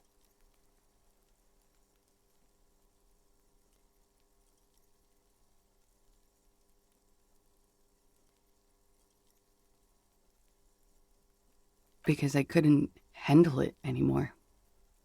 None of these people called. He just kept hanging there. Then they started stripping him. Tearing off his armor. Demeaning him. Throwing rocks at him. I didn't exactly disguise it. I just muffled the mic and nicked the landline a little. With nail clippers. And I diverted some radio fuzz into it. Into the cold wire. Which landline? The one downstairs, officer. I used the whirling landline. I don't know, sir. It was stupid. I was drunk, too. I was probably afraid the Union was listening in. Locals say they have ears in the wires. Thank you for making the call, miss. It was the right thing to do. I didn't want to, sir. And he's still hanging there. We will move the body to the morgue today, miss. Don't worry. I'm sorry, I can't do it. Not right now. Later, maybe. I keep seeing him. Like he is now. I can't talk about his... I don't know... hair. I know it's difficult, miss. We can return to it later. He had something to do with the strike. One has been roiling since I got here. Rotten timing. But you probably know all about it. And his role in this strike was... I think he was in a security detail. He was ex-military, worked for Wild Pines, and against the Union. We didn't discuss work much, if you know what I mean. But I understood it was dangerous. And they lynched him for it? She nods. They're frequent guests. Downstairs, they have a booth for Union members. They're probably down there now. Over drinks. It's been a long, boring winter. A little, yeah. Like you partied with the deceased? No, not as hard. I'm sorry to have to ask this, but have you had a physical relationship with any of the Hardy Boys? I have. Which ones, sir? I don't remember precisely. Titus, obviously. But as I said, it's been a long winter. Could that have been part of the reason they hanged him? I hope not. Actually, I know that's not the reason. I'm careful about that kind of thing. Not crossing the wires, you know? But that's probably where they got the rape idea. Men like that? I don't know. It's the way their imaginations work. I suspect it's what they'd like to do to me. She changes balance from one foot to another, crossing her legs. She breathes a silvery sigh of relief and weariness. The air on the roof feels humid. Should we head by downstairs, officer? We may have things to discuss there.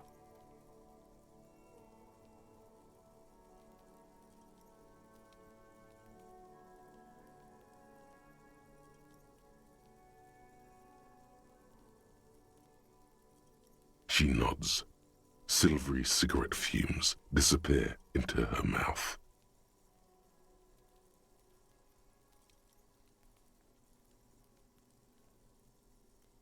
Why not? I'll be here until 11 p.m., drinking coffee, most likely.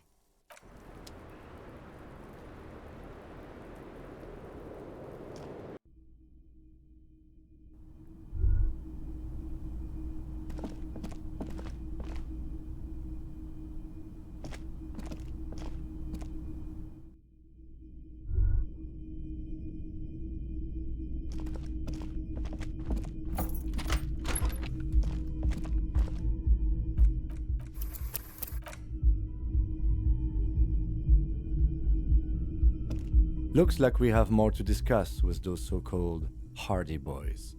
Half their reasoning just went out the window. Nothing will make them respect the RCM, but it will disrupt the game they prepared for us. We just stripped off one layer of whatever it is. Her decision to not corroborate their story was definitely not part of the plan.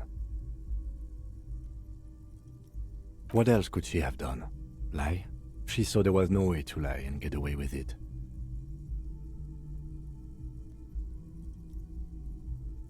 If not you, then me. It was a smart move from her. You think so? Being candid is the best way to lie. The appearance of candor with some facts thrown in draws attention away from whatever one chooses to omit. She may be trying to control the pace of the investigation. Anyway, we should move. I suspect our inquiries will bring us back here soon enough.